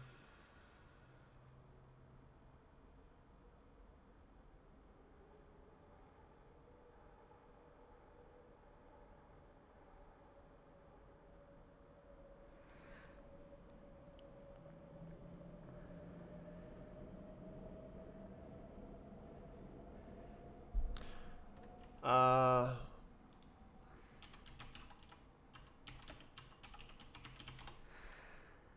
okay. Let's do this, and I can also do like durability 0.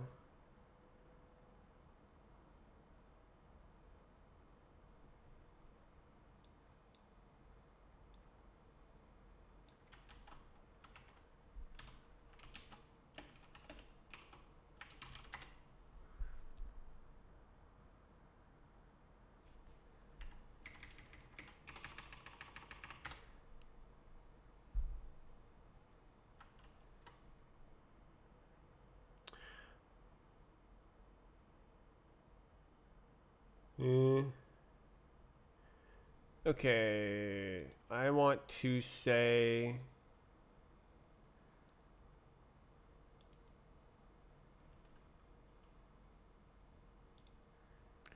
durability.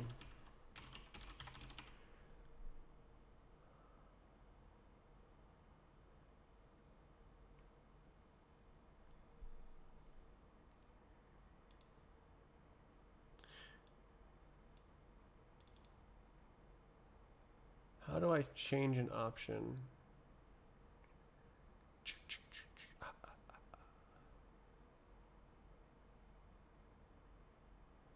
Uh,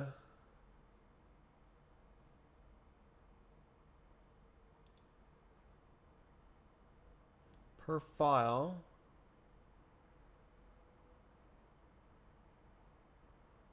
Set a file system option.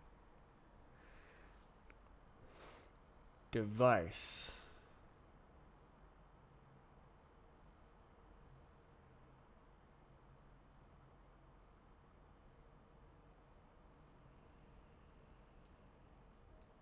Kick off. What does kick off mean? Does that mean start or stop?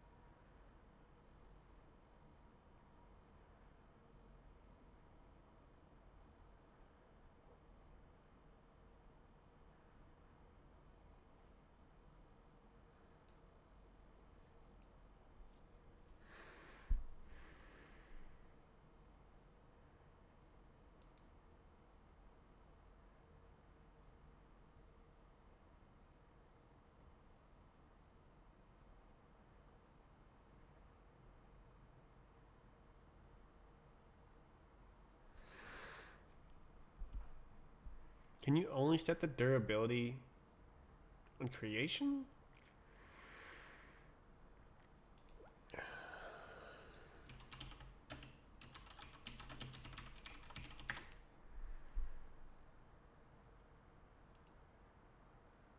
Okay.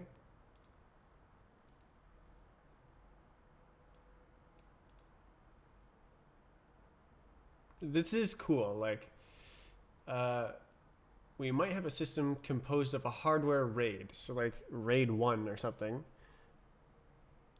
To use this cache, we can set the replicas equals 2, durability equals 2, because it's already got RAID built in, so it's worth 2 copies of data. So if you write it to that device, it counts as 2 copies. So if you require 2 copies, done. If you require 3 copies, that counts as 2, and you can write it somewhere else as well. And then it can also be used for write-through caching, setting durability to 0. That's what I'm trying to do, is exactly that. I would like to say this device is going to fail. Don't trust it at all. It is worth nothing. Count towards the number of replicas we're supposed to keep. How do I do that?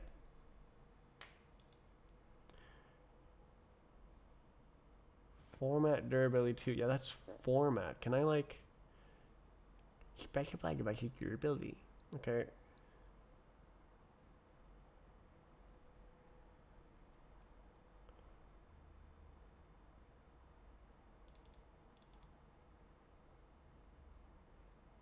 Damn, 7 years ago.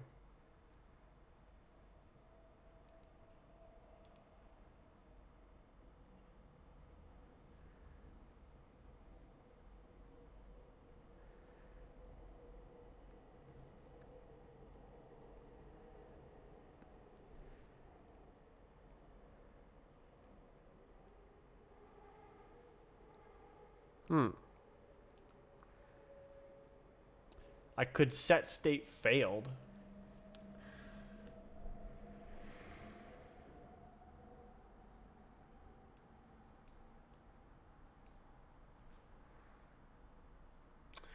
There's just so much code, and it's like, by changing these options, I'm like exploring a bunch of like not very well tested code paths written in C.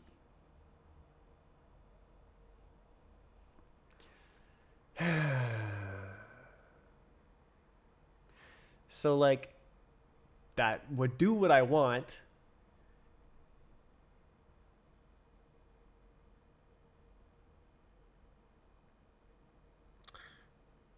So the data is already organized in the way I want. So like if I do have data loss because the device fails, then it's only data that I can re-download, and it, assuming it's working correctly, it should have the data on the other device as well. Maybe I should just go in and copy the files manually, just like right now. What do I got here? What's in mount? Why don't I just make a thing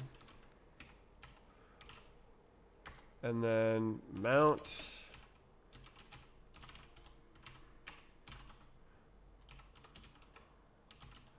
this one?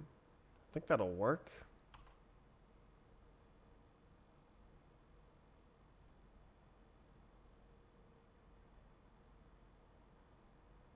This is my backup data because I'm using an experimental file system. So I have 15 terabytes of data. And so I have the old file system, which is BTRFS on top of LVM.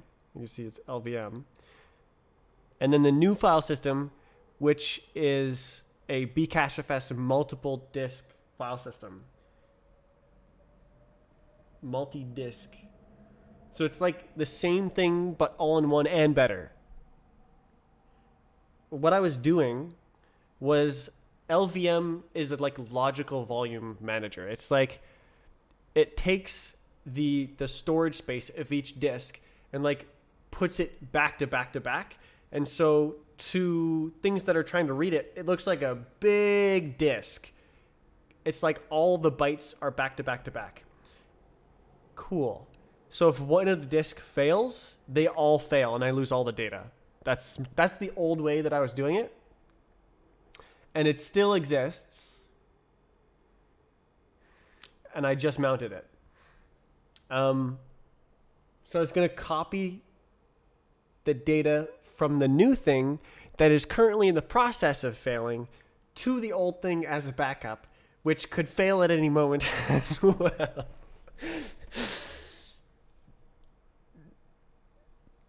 I have not made some good file system choices. Duh. Do you still use Docker? I have never used Docker in my LXCs.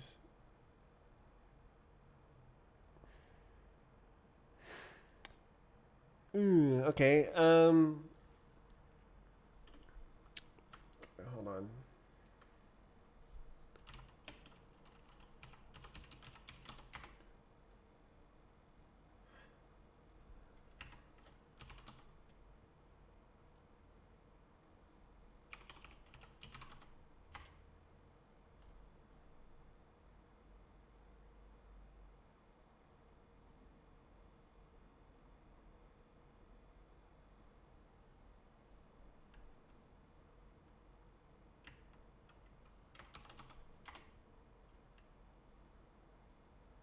Oh, bad.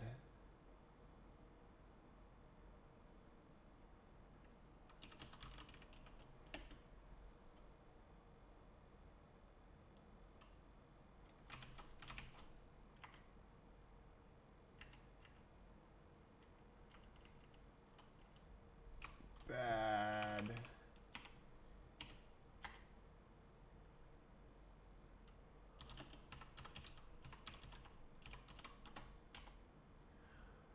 Okay, it didn't break anything. I thought I just executed the mount command like 3 times. I was trying to do list. I was trying to list files.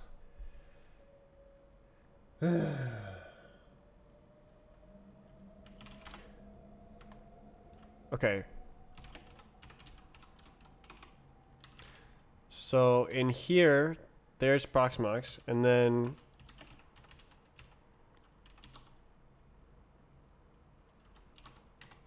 oh.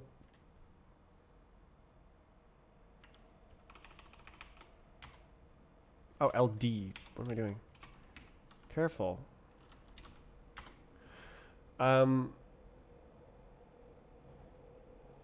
So Proxmox is there in the new one.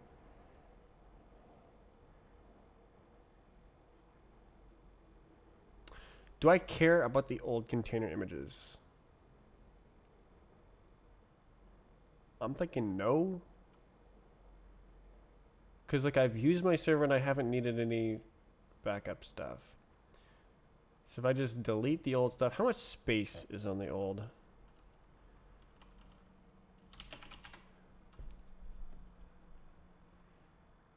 Oh, huge amount of space is free. Okay, I'll just back up. Okay, so we're gonna copy.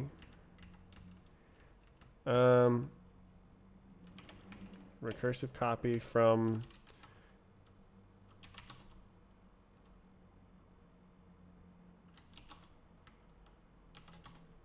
to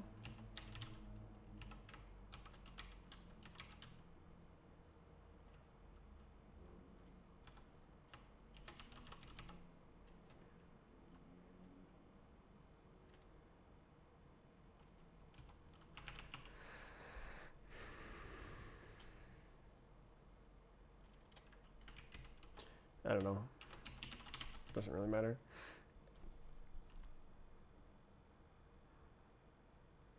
File name. So this is like 500 gigabytes or something. 200 gigabytes. Yeah, it's like 200 gigabytes. So this would take a while. And it would lock up the terminal. I'm gonna... Okay. Okay, so maybe that's doing something. I want to see like disk usage. Do I have this? No.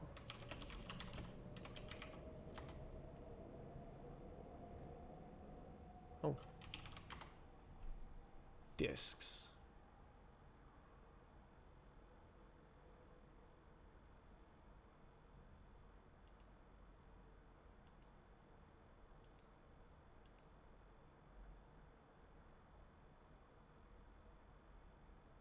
Can I see more disks?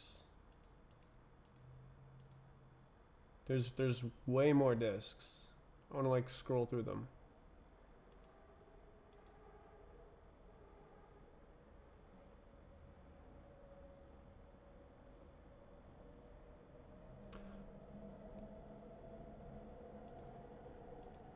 I don't know how.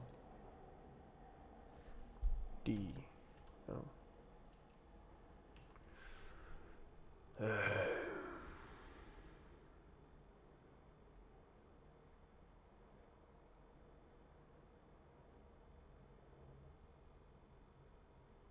I want to like see bcachefs ruining the SSD.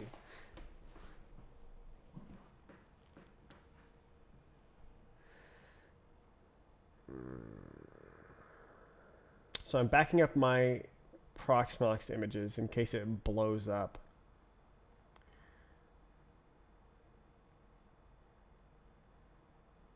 Those would be annoying to remake from scratch.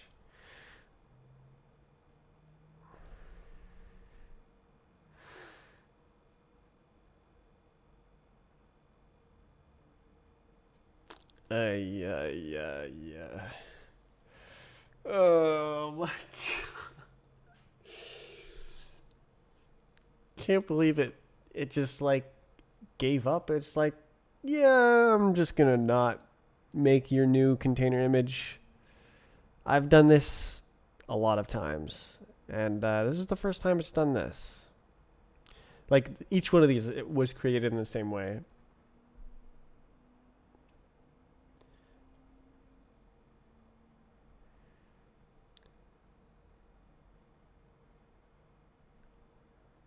Ah.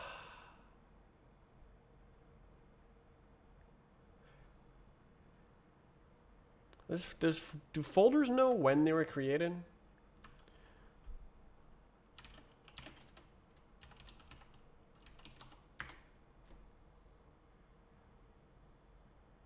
May.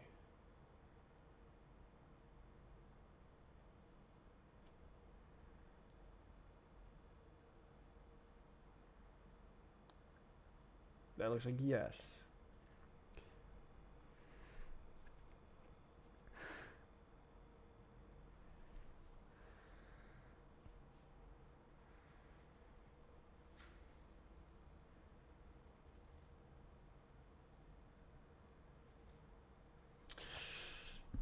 I don't know what to do. I don't know what to do.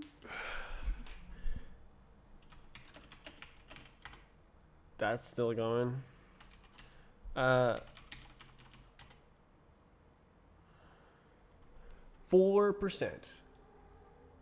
Hooray. Oh, that's like the current thing. Yeah, so it's copying the images.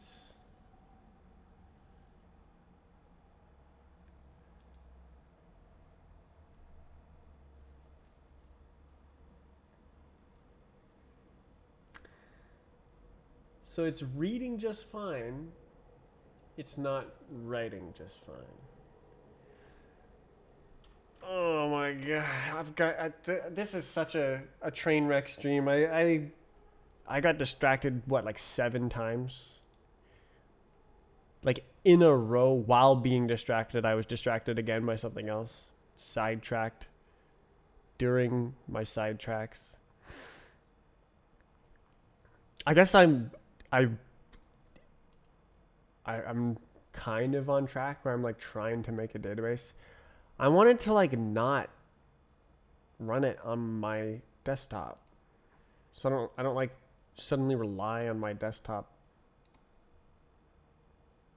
for a database.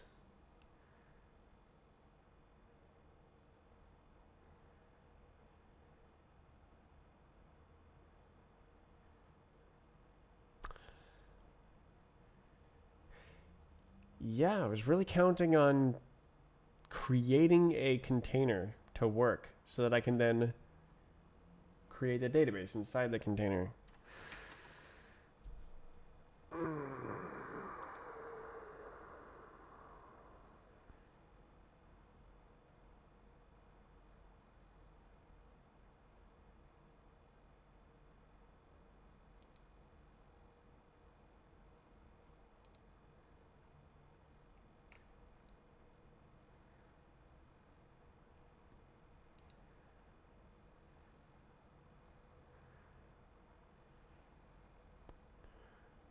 What to do? I guess that was the day. I can like come back tomorrow with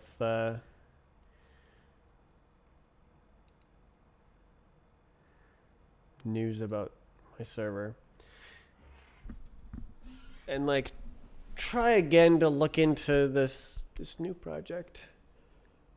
Oh man, why can't I write it in Rust? I don't even want to make it if it's not in Rust.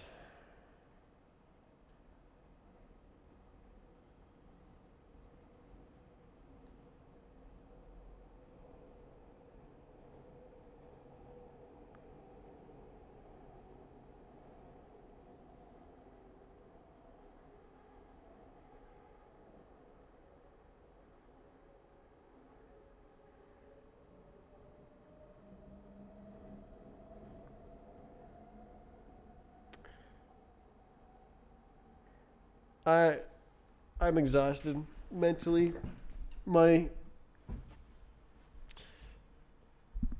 ability to observe the things that I've carefully set up crumbling around me has come to its limit. I'm going to stop the stream. I will be back tomorrow with more streaming.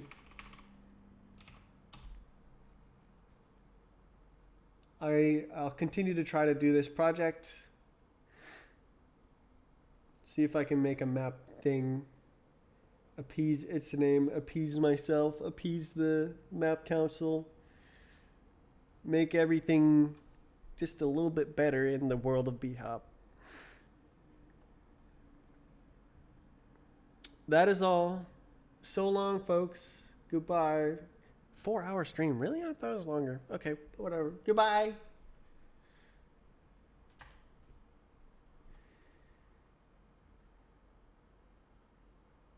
Is it going to stop? Oh my god, is the server that broken? Does that require writing to a file inside the Oven Media Engine container? Oh my god, I can't force the stream forever. So Oven Media Engine is currently running the stream on my server. And it looks like it can't write files.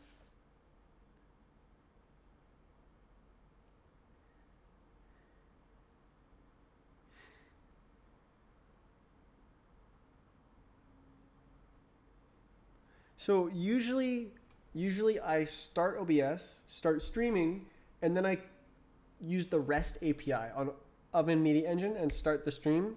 And that's when the stream actually starts on the Twitch and YouTube.